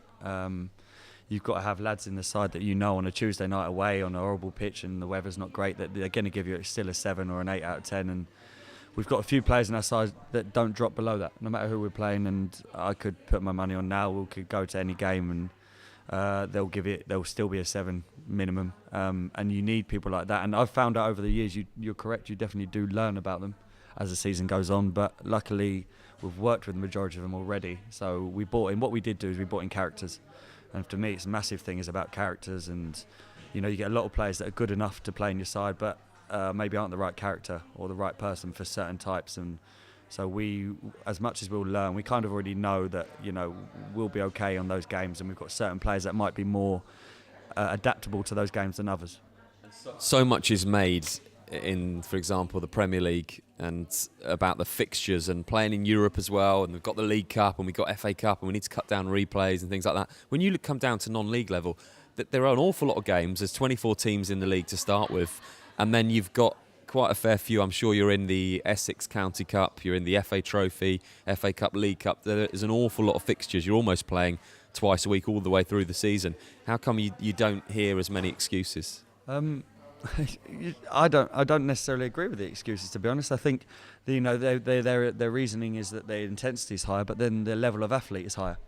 So they should. I think it's monitoring the players. I think there's a lot of science at the top level, and it can give you almost too much info at times, and it can go really into little tiny injuries and stuff that you wouldn't probably even notice if it didn't show up on a certain thing. And for our lads, this is what it is. You've picked on it perfectly there. We have lads that go work at 5 a.m. They go to play on a Tuesday night, they get home at 11 o'clock, and then they get up the next day and they do it again. And they'll play week in, week out. And I think it's what a lifestyle you're accomplished to. And, if you tell yourself enough, you can get on with something. And I think sometimes at the top level, it's a little bit analysed too much. Just a quick question for you. Are you likely to play strong sides in these minor cup competitions? Obviously, the big competitions is the League, the FA Cup and probably the Trophy. But are you going to put lesser sides out in these Essex Senior Cup and the League Cup and what have you? To be honest, we want to win everything. We'll put sides out that we think can win the game. We won't ever put a side out we think, it's a little bit weak and it's going to be a tough one. So it won't be full of kids. We'll go and play them. But what we will do is we'll manage the players. So if someone's played every game from the beginning of the season, and we feel we've got a lad on the bench who's come on in every game and done really well, then he'll play in that one. And we're lucky that we're a very lucky club that the squad is of the size it is. So even if we don't play what we say is maybe the strongest 11, it still would be a side that could easily compete and go and win those things. But we'll, especially as the rounds go on, if we get through them, then we'll be looking to play our strongest side nearly all the time. Yes, I'm sure the supporters are really happy with that. I mean, it's interesting you say you've got guys that go to work and come back. Looking at the players you got there, I mean, I wouldn't have thought they need to do a daytime job. I would have thought that they've all played decent levels, and I'm sure they're on a decent money. Have you got really lots of people that actually work 9 to 5? I'm not trying to. No. They are. No, they literally are working. I don't think just because you suddenly go to a club where they'll pay you a bit more. They've all got houses and mortgages to pay and kids, and a lot of them haven't been being paid a lot more. The 3 that 4 that have come down from the professional league have, but the rest of them have been at non-league clubs all their time. This is their first season at this level, so they wouldn't drop their whole job to come in to us. And there's also no need. We're not full time. We're only part time. We train Tuesday, Thursday. And so, our lads do work all the time. We've got 3 that work on building sites. We've got 2 that are teachers. You know, we've got, you got 2 or 3 that have their own businesses, and they all actually work full time. Apart from, I think there's 4 of them. So the lads, they still got, their circumstances are still the same at the moment. They're only a month in on a new contract at a new club. So we're exactly the same boat as everyone else. The lads just financially are slightly better off. It sets us up nicely for the next question that I had for you, which is you see the likes of Salford, who have now gone full time, and they're in the National North as they're looking to make their way to the National Premier League. When would this club, in your opinion, look to go full time? I think from my experience in the Conference South, so the National South, the teams that have progressed, especially Ebbsfleet, and if you're like were full time, Sutton did 3 mornings. I think whereas Bromley didn't, etc. But I think you need to sort of in the Conference South to go and really sort of push. You can do an extra day. I think 3 days is probably an extra day to keep yourself at the top. There are teams that have done it on 2, and we'd be looking. That's down to Glenn and the other owners financially. But Glenn has mentioned that he would like to go full time. If we went up, if possible. And that depends on the players as well, because people's circumstances change, and if they're on contracts here, it doesn't mean they'll drop their jobs to, go full time. Within the next sort of two seasons after this, if we go up this season, then I would expect that might happen. But it's not at the forefront right now. We're just trying to get out of this league first and take it from there. And is there a 5-year plan? Is there as a coach, do you sit down as a management team and say, okay, this season really we want to be promoted, and then we'll give ourselves 2 seasons in the next league, 1 season? Is there a plan to get into that football league in a certain time? I think that's a sensible way, is to have a plan. I mean, if you treat a club like a business, it will work better, as Alex Ferguson showed at United, and how they rejuvenated the club and had plans. Our plan would be to obviously get promoted this season, whatever way it comes, and then next season, I think, you've got to allow yourself, look, we think we'll go up, within those 2 seasons, you'd have a target of going and getting promoted again. We're not going to go and say we're going to win this league and go next season we're going to win that league. That's a little bit naive. That doesn't mean it wouldn't happen or it can't happen, but at the same time, respect to all the other clubs, and there's some good clubs, and I do think personally, from being there, the level jumps at the next one. I think the National South is quite a bit stronger, and I think it's quite competitive, so we would look to go there, and hopefully if we did go up, hopefully within 2 seasons go and be pushing for a promotion. Is that something that you look at now as well when you're recruiting players? Is it a stage where you say, okay, well, we're a club that want to go up this season? You've made that very clear. We need to be looking at bringing in the type of player that can not only get us promoted but can manage that step up. 100%. That's what we said earlier about the continuity and trying to get young players from lower down that could potentially go up, and lads in our league that we feel we've signed. Most of the players we've signed, we feel have got at least the next 2 seasons in them to go and push and carry on. And even the likes, and I bring him up because he's actually our fittest lad. Paul Kincheski is a brilliant professional and an athlete. And Paul Kincheski, I know for a fact now, could go and play in the league above and the league above that. And next season will be in the condition he's in now. And so we feel the squad we have at the moment wouldn't need to change massively if we went up. And everyone would still be athletically competent to go and compete in the league above. Mick, it's something that was mentioned last week, and I heard Jose Mourinho mention it at the beginning of the season, where Manchester United have added a couple of players, and one of the things that we're saying was that fans like to watch the likes of, they had Daley Blind and Valencia, etc., and they get to know those players and they love to watch those players, so they wants to keep them together. And Mark White mentioned it at our level last week. He said, people have grown up watching the likes of Jerome Beckles and McShane at Dorking Wanderers, and there are more of those players. So to keep most of the squad together is important, not only for that continuity, but it's important for the fans that buy into it as well, so that you're not changing maybe 5 or 6 players every season. Wherever I've been, that's what I've always done. I've tried to keep those group of players together for the following. Normally, not normally, manager goes in and gets success the first season. Normally, it's the second season where he's kept them together. He gets that continuity going. He maybe adds 1 or 2 or 3 new signings into the mix. And normally that second season they get the success. It all depends what level of club you're at, because by the time you get to the second season, normally a bigger club's cherry picks your better players off you, and then you have to start all again. But continuity is the word, and it's good to see that Billericay are trying to do that. They're not going to go gung-ho and trying to get even more bigger signings and what have you to come in. They're looking to sort of close the ship down a little bit and bed it in, and hopefully then these new supporters that they've gained this season will get to know these players, because they will see them next season. And that's something, I guess, for you as a club that is an advantage, because you're not going to lose players. And am I right in saying this? You're not going to lose players to perhaps the National South if they perform well this season, because you have got the pool to say, well, actually, they're going to stay with us because we're going to keep them till we get to the conference. Yeah, I don't think we will. I think we've been lucky enough to attract players that, have just won, say, the National South last year, or in the playoffs in Sam Deering, and had offers from a lot higher than us. That sort of makes us feel confident that if we went up, we'd be able to keep them. And I think we'd be able to keep them with us one for the journey, and also for the facilities here and the quality of it and where they see we could go as a club. Two of those players, I've sort of seen quite a bit. Blake Robinson and Sam Deering, they were at Whitehawk, and basically under Steve King, and I thought the two fantastic players, and so you're only going to do well this season with those two in your team. Yeah, brilliant players. Sam Deering's been a nuisance to me when we've played against him for years. Yeah. Even when we tried to stop him, we couldn't stop him. And Jake's quite relentless as a forward, and from your experience as well as centre halves, their biggest worry is the players running in behind and that threat in behind, and Jake is a massive threat in behind. So with those two, we've always got a bit of creativity and a chance in us. Even if we're not in the game and against higher teams, that comes in the FA Cup and stuff, we've got a chance at one point we might just get through on something. And with players like that in the squad, you always feel confident you can score goals.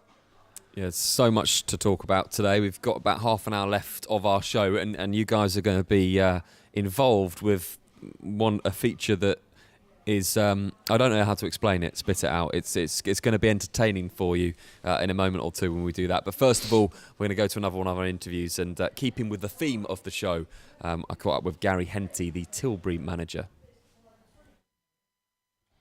Gary, I know you won't want to, but let's start by talking about the FA Cup game against Aylesbury at the weekend. Having had time to reflect, what are your thoughts on the game? Yeah, no, we was disappointed in our performance, to be honest, especially at home against a team that's in an equivalent league to us. Just a little bit disappointed in our performance, and yeah, I mean, especially in FA Cup, the competition means a lot to clubs like ours and all non-league clubs, and to get knocked out, especially at home, it was disappointing. So back to league action, and it is a tight division. Everybody said that so far this season. It's tight up there. You know that from last year. You bounced back from a 4-1 defeat to Romford, and you beat Brentwood 2-1. So I guess for you, it's just looking to get back to good winning league form. Yeah, definitely, and a tough trip to Bury Town Saturday. We played them in the FA Cup at their ground, where we won 2-1. And it was a tough game, like every game's going to be in this division. I thought last season it was a real tough league, but with the teams that have come into our division, it's just been stepped up a notch. And I think you can look at our result at Romford, where I don't think it was a 4-1 game, to be honest, but they took their chances, we didn't, and we've ended up with a bit of on the wrong end of a bit of a bad scoreline. I think it just goes to show that no matter who you play in this division, if you're not on your A game, you'll get beat. And I think that Bury Town's a really tough place to go to, and hopefully we can keep our winning run, if you like, in the league and get something from the game. Yeah, you mentioned that any team can do anything. Obviously, they haven't won this season, but they were 2-0 down to Soham and came back to draw 2-2 in their last game. So that just shows you how tough opponents they're going to be. Yeah, definitely. Obviously, we only played them, I think it was 2 weeks ago, as I said, in the last round of the FA Cup. So we'll know about them, they'll know about us, and hopefully we can get the same performance as we got from the players at Bury Town previously, and hopefully pick up the 3 points. But yeah, I don't think it matters who you play this season, whether you're home or away. If you don't get the right performance from the players, then you won't get anything from the game. It's as simple as that.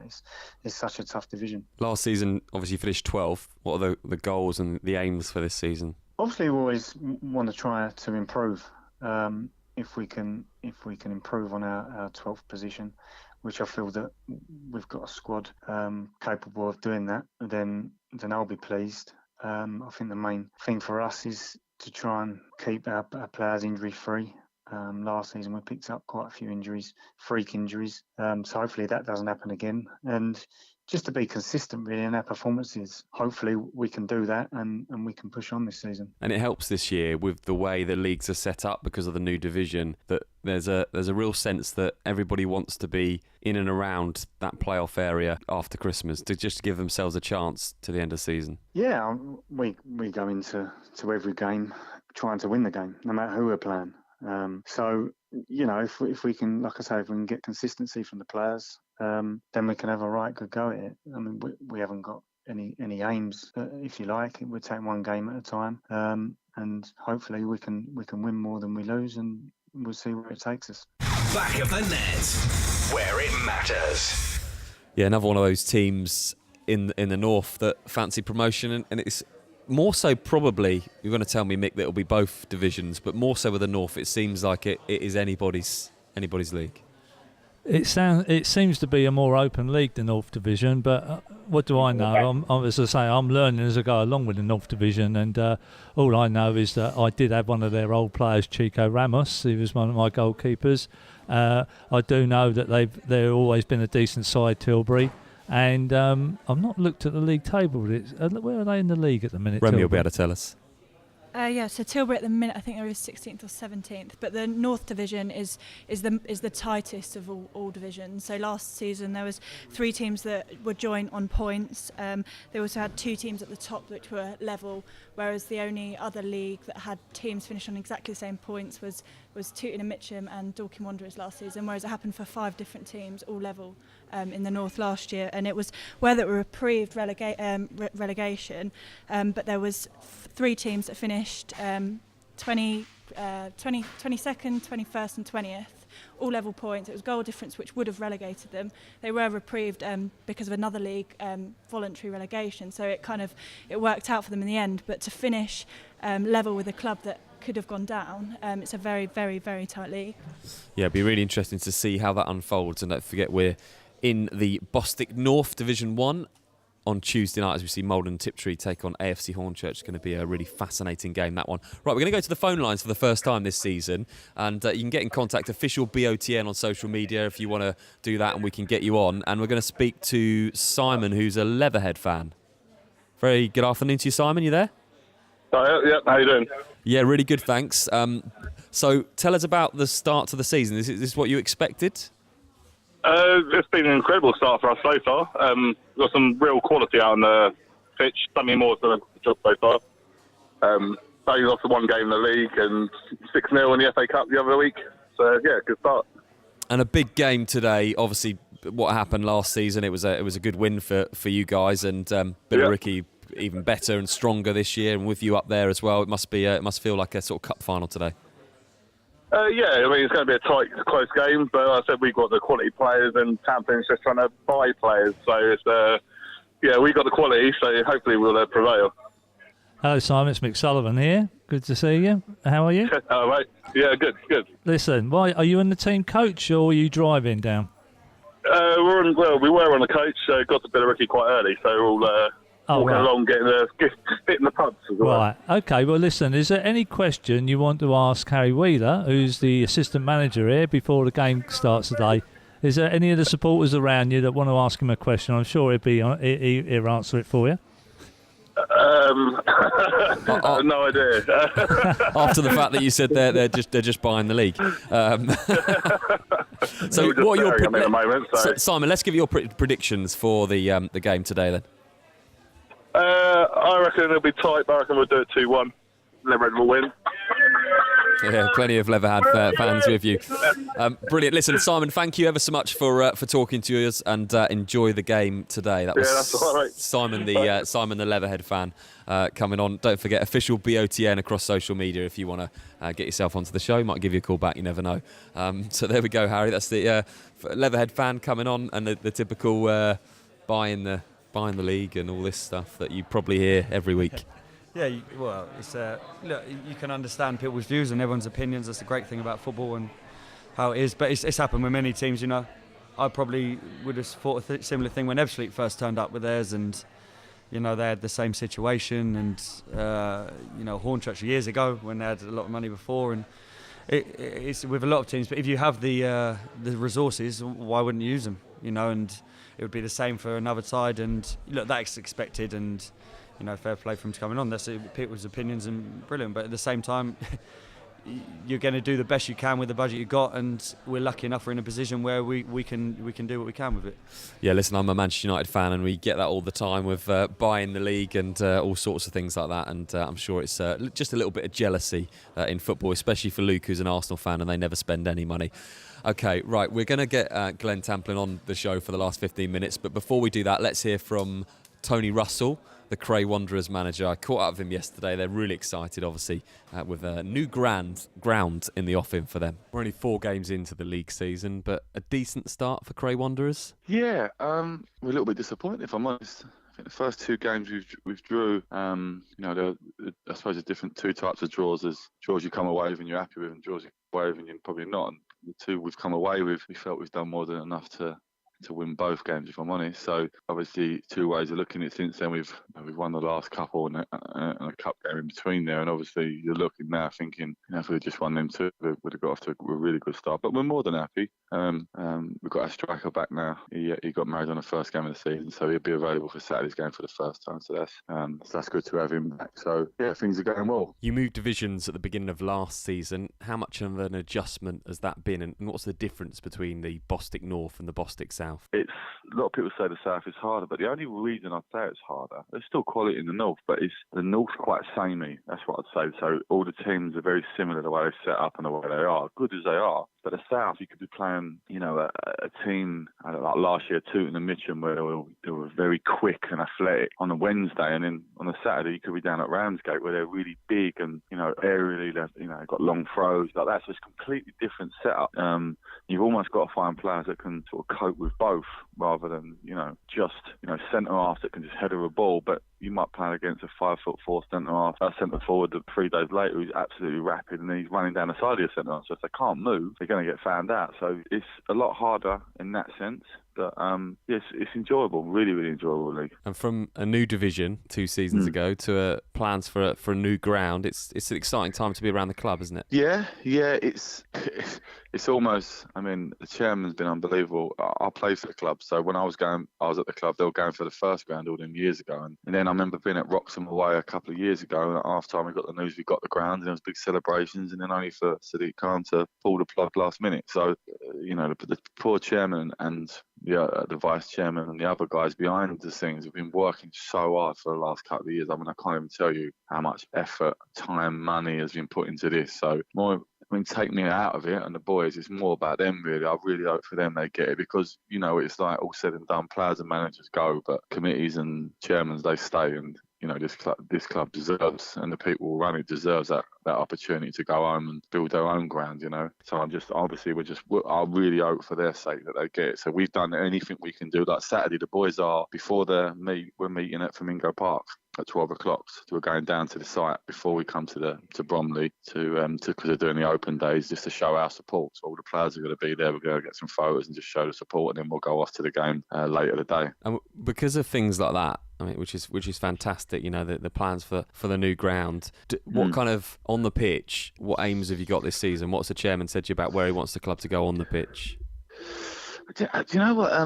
They're not that way inclined, if I'm honest. Like, they don't sit there and say, we've got to do this or we've got to do that. I mean, they got me in. You know, one of the things they said to me is because of the way I play football, you know, where I've always been a manager who passes the ball and plays from the back, and we work on stuff. And so, you know, just we're trying to build something long term. That was always the aim. That's why they come and got me. That, you know, they wanted a young manager they felt to take the club forward. It's all about building the club's ethos and the reputation in which we're trying to. Listen, within our dressing room, we put our own pressure on ourselves. We believe we've got a good side. We believe we'll be a handful for most. But we also understand that there's also some pretty good managers and clubs in there as well. So you'd probably say there's probably eight or nine vying for who could probably sit and honestly say they could win it. And I'd like to think we was one of them. Have your say. Get in touch on social media. Just search official BOTN. Well, into the last 15 minutes of the show today. Don't forget we're here at Billericay Town ahead of the game against Leatherhead. this afternoon. Top of the league clash. You can get full live commentary from 3 o'clock, backofthenet.south.co.uk. And of course, the Bostik League show tomorrow morning from 10 on our YouTube channel. Just search Back of the Net and you can get full highlights of that game. We're still hoping we're going to get Glenn on the show for the final 15 minutes. Mick, we're going to condense quite a few questions that we've got for him in 15 minutes. It's going to be a bit of a hard task. It will be. I've been saving one I was going to give to Harry, so I'll save it a little bit longer and maybe throw it at Glenn. We've also, Harry, we asked about the embarrassing story, the best story that he had. Yes, we haven't heard that. He's still got... Let's hear that now while we wait for Glenn. Come on then, mate. I'm quite a boring person, to be honest. But I've sort of learned over time that you've got to really tell players meet times and where to go at the right places. And I used to think that you tell them once and then that's fine, and they'll get there on the game day and they'll turn up on time and they'll get to the right place. And now players think I'm on their case because I tell them on a Thursday night, I text them on a Friday, and I make sure on a Saturday they haven't got any problems. And we had one club I was with before that we were struggling in the league and we were near the bottom. We had a low squad. I think the owner had cut, I can't mention them for that reason, the owner had cut the budget, and so we literally had a squad going to the game of 12. We had a squad of 12 going. We got there and there was only 9. The keeper luckily was there. No, the keeper was one of them, wasn't there either. There was only 9 left, and what had happened is we rang the lads to ask where they were, the 3 that were travelling together, and they delightfully told us that they were already there. They weren't there because the game was starting in 45 minutes. They still weren't there, and so we said, so you have got to Maldon, haven't you? And they said yes, we've got to Maldon now. And he said, right. And we couldn't figure out where they were. They said we're standing right outside. So we went outside, we looked for them, they weren't there. They were swearing to us where they were there. And they were actually at Maldon in Kent. And we were at Maldon in Essex.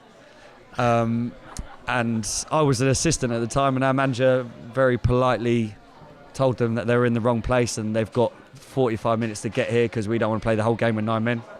And I think they arrived for the last 20 minutes of the game, so we played with 9 men. And they came on for the last bit and we ended up only losing, I think it was 3-1, but let's just say after that they didn't feature too much for the rest of the season. That's strange because I've heard that story. Not obviously a different club. It's happened before. Believe you me, I think it was Ashford Town in Middlesex and Ashford Town in Kent, and it's happened before. But yeah, thanks for that story, Harry. Yeah. I walked away for a moment just to do something else and just came to the back end of it, so I've completely missed it. But I'll take it from Mick that it was a good one that I've missed. Yeah, non-league intelligence, sort of at its best, really. And it's nice to see, actually, now you can hear the noise in the background that the bars, if Premier League football's on, it's a really nice bar here. It's obviously been done up, plenty of staff on, and people are making their way in, players as well, and it's just a great atmosphere ahead of a football game in here. Really impressive. Yeah, it's really impressive. It's really important for the clubs as well. Bars create a lot of revenue at clubs, and I'm not naive to it because I've been at clubs where they don't. And it's a massive thing for them, and to have a bar where it becomes a social for the players, it's a really good income for the clubs, and we're trying to promote that at the moment, and it's nice to see the difference, and it's so different from last year and from the attendances from last year. Just slightly different. I'm going to throw a little curveball in here. You told a funny story, but has there been any initiations that's happened with these new ex-pros that are coming? Have they been made to do some initiations? The problem, we haven't, and the problem is that basically everyone was new. I mean, the whole team was, if one person comes in at a time, we have said that the first away game that we get a coach, all the new players, especially the highest paid, so you can guess from that, are going to have to do, going to have to sing at the front of the coach and going to have to do that part of it. And right. Some of them have planned a song and what they're going to do, but we've actually the away game so far we've gone by car. Separately, because I think it was Tuesday night's majority, and it's getting there on and trains and people's jobs, and they can't get there on time. But the first away game that we're all on a coach on a Saturday, we'll make sure the main ones will be singing. But I've said we're only allowed to do that if we win the game, so we'll be singing on the way back. I'll be looking out for that tweet. That'll be really interesting. I'm sure someone will record it. Oh yeah, someone will, and we look forward to that. I think you've seen the one on training that was posted on Twitter of the goal and the lad standing on the goal line. That was last week, but that was more as a bet rather than anything else. Yeah, we're going to be back in a moment. Hopefully we're going to speak to Glenn for the final 10 minutes of the show. We're going to take a quick ad break and then we'll be back with the last parts of the show. We'll also get Mick's prediction on today's game. You're listening to Back of the Net, powered by Promote UK. We're really good at what we do. Times are changing. We now live in a digital world where 9 out of 10 people use the internet to look for local goods and services. Whether in front of a computer at home or on a mobile phone on the go, people expect to find what they want, when they want, quickly and easily. The question is, can your business be found? At Promote UK, we specialise in getting local businesses found online. One highly affordable package will give your business a stunning mobile responsive website, which we guarantee to get to the first page of Google and keep it there. And we take care of everything: copywriting, design, hosting. We even offer unlimited amends all year round for no extra charge. So, whilst you're busy focusing on your business, we're busy making sure it can be found online all year round. Start your Google Page One journey today with a free online health check by visiting promoteUKLimited.com. Promote UK. We're really good at what we do. Are you looking for a little bit more than a good meal at a pub? The Half Moon is a hidden gem located in the picturesque village of Charlwood on the Surrey-Sussex borders. Proud of old traditions, this Old English pub offers tasty fresh food with locally sourced ingredients, comfortable dining and traditional bar area, as well as a lovely garden for your enjoyment. Evening with friends or lunch with family, whatever the occasion, you can expect our friendly and welcoming staff to help. Half Moon Charlwood. Check out our Facebook page for upcoming events and live music. Need to refuel? Whether you're heading home or away, get ahead of the game and refuel at Dorking's Service Centre. Dorking's local retailer of quality BP fuel, Costa coffee and food to go. Find us at the traffic lights close to Dorking Halls or at dorkingservicecentre.com. From Premiership to Playground, MH Goals has everything you need for an outstanding football match, including aluminium and steel football goals, nets, line marking machines, team shelters, boot wipers, and much more. Buy with confidence direct from the manufacturer with great prices available across our whole range of sports equipment. What's more, we offer fantastic discounts for all FA affiliated clubs. We pride ourselves on British manufacturing. We make all our football goals here in the UK and conform to the latest British and European safety standards. So call MH Goals direct on 01502 711 298 or visit our online store at mhgoals.com. Head to backofthenetsouth.co.uk tomorrow morning for video highlights and full match reaction of today's games. Back to your favourite non-league football show, powered by Promote UK. We're really good at what we do. Back of the Net, where it matters. So welcome back to the last part of the show. We've got about 10 minutes left. I'm delighted to say that Glenn Tamplin has joined us. And Glenn, thanks ever so much for joining us. I know you've not been so well this week, so it's nice of you to come and spend your time with us this lunchtime. And how's preparations going for the game? Yes, preparations. Listen, I've got Harry sitting next to me now, Danny Hazle. So even if things are going not so well privately off the pitch, these guys are always there for me. So unfortunately, we've had it's not me, but my wife's had some bad news this week. So, but obviously, as a family, we deal with that. But yeah, we're very positive. They bring a very strong. I believe they bring a strong 11, not a strong 15, 16, and that's where I believe we'll have the edge today.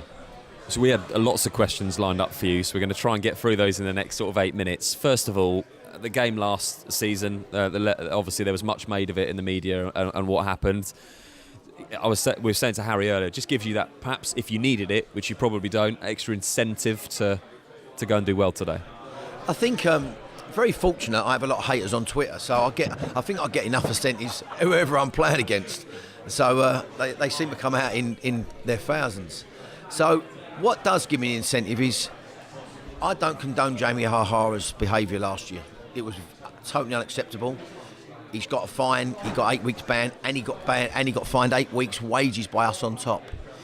But when I'm trying to walk down the tunnel with my 14-year-old boy, and I get assaulted on the back of the head, and it's all pushed to the side and not dealt with, I felt very let down.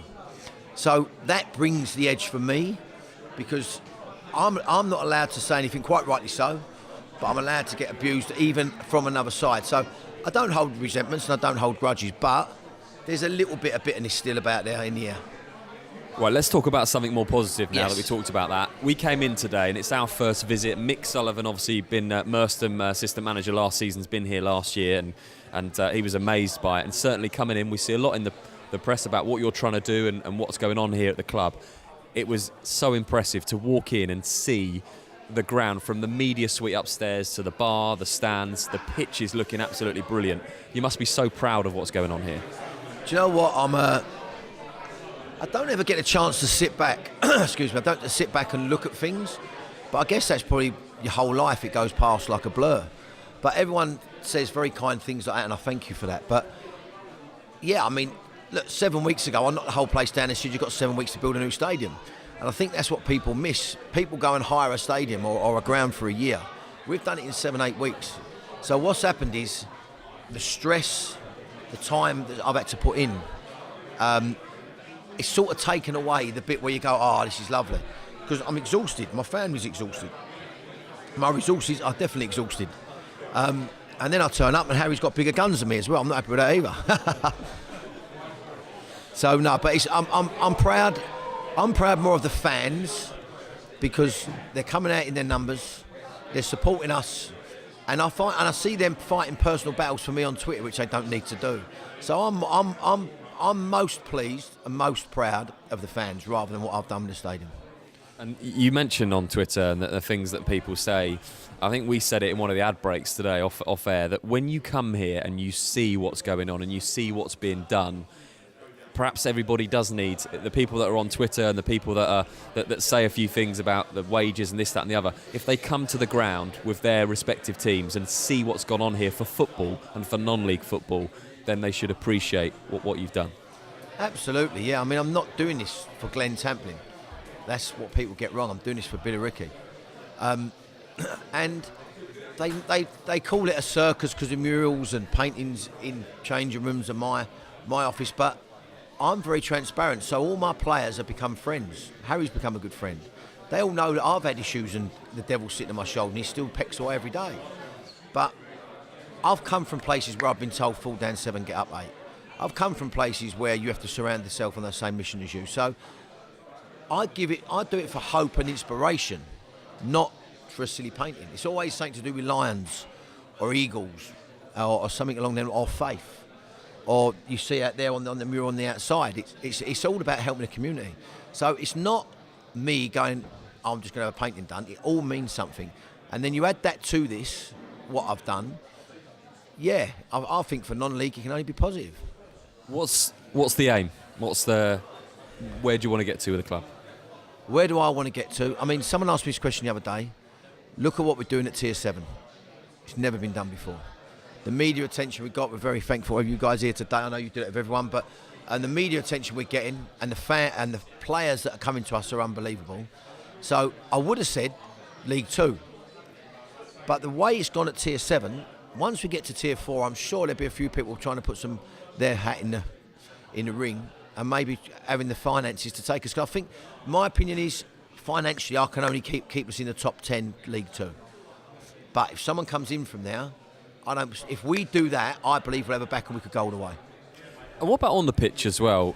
Probably a question you don't get asked as much with everything going on around it off the pitch. On the pitch, what's Glen Tamplin's style? What do you want to see? What is it when you see from your players? Off the pitch or on the pitch? Sorry, on the pitch. On the pitch. It's very simple. My 5 children, my friends, Harry, anyone who's involved with me, the people that work for me, just give me 100%. Just give me heart. Give me everything, because I believe that when talent stops working, hard work works. And it's that. So if I know they've given me everything they've got in their locker, I don't care if they have a shocker. But when someone strolls around and don't give it their all, that's what bothers me. So all I would say is I want everybody giving me 100% every single week. One of the first things that Harry said was you're a real football man and you coach one of the younger teams. Is there a particular team back in the day, perhaps we all talk about the teams that we've supported and the teams that we've seen.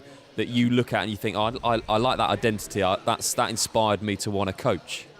I'll probably look at the Venables in the Euro in '96 when we got knocked out in Germany in the semi-final on penalties. That team had a little bit of technical. They were technically correct. They had a bit of fire in their belly. Alan Shearer's my type of player because he's just a no-nonsense player. And I would look at that side who had a bit of everything. So they could play football, they could put it in when they need to, and they were disciplined, and they all worked hard. So I would look at that, the Euro 96 side. What a fantastic team as well. Still don't know how we didn't win that, if only Gascoigne's leg was a little bit longer. Yeah, absolutely. Mick, I know you had lots to ask Glenn. We've only got a minute left, but is there anything in particular that you'd like to ask? Well, first and foremost, Glenn, Harry's represented you really well since you weren't here at the beginning of the show, and well done, Harry. Thank you for being honest on a lot of the questions we put to you.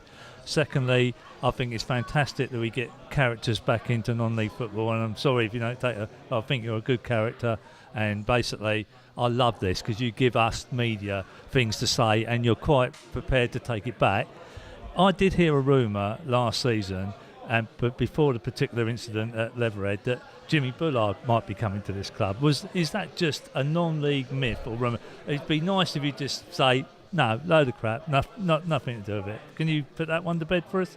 Yeah, it's not going to be what you said, though. Jimmy Bullard shook my hand and we done a deal, and he was leaving after that game. Yes, wow. So he was coming on board. It was always going to be difficult because Harry's we're a 1.5. I'm not a 1 and he's a 2. We're equal. So Jimmy wanted to come in and have that level, and he couldn't have had that. But I liked him, and we agreed that he would work alongside Harry. And then I didn't mind with the singing in the change room because that's all banter, and I didn't mind what went on. And then there was too many slide digs on Twitter, and what worried me is we would clash as characters. So I spoke to Jimmy, but funny enough, we had a chat last week, and he still wants to come. So, but me and Harry haven't had that chat yet, and it would be much Harry's decision as mine. Jimmy's, we've got John Solarco at the moment trying to get involved at director level at the club. So there's a lot of people with good names trying to get involved. Thank you ever so much for being honest. There ain't many people that would have done that. Well done, Glenn. Appreciate that. Us as the team back of the net there are loving the day. I'll be interested to see. I did speak to Harry when you weren't here about your style of management from the sideline. I like the fact that you're very enthusiastic, and Harry and Dan have told me they've had to calm me down a couple of times, which is great. It's great. It's nice that he has got the strength to say that and not be worried about what you might say to him after. So I like that. Thank you. Trust me, he doesn't worry about me. Thank you. Yeah, listen, Glenn, thank you ever so much for coming on and speaking to us. Best of luck for the game today, and I'm sure we'll speak to you at the end of the game. Yeah, thanks for having us. Thank you very much. Thanks ever so much, and thank you very much to Harry as well. Brilliant throughout the show. Big thank you to Mick Sullivan and Luke and Remy as well, our producers. Thanks for listening to the show. It'll be available to watch again from Monday, and of course don't miss the Bostik League show tomorrow from 10 o'clock. It's going to be a great one as well for commentary. We're here with commentary live from 3, Billericay Town against Leatherhead. Back of the Net, powered by Promote UK. We're really good at what we do. Head to backofthenetsouth.co.uk tomorrow morning for video highlights and full match reaction of today's games. Back of the Net, where it matters.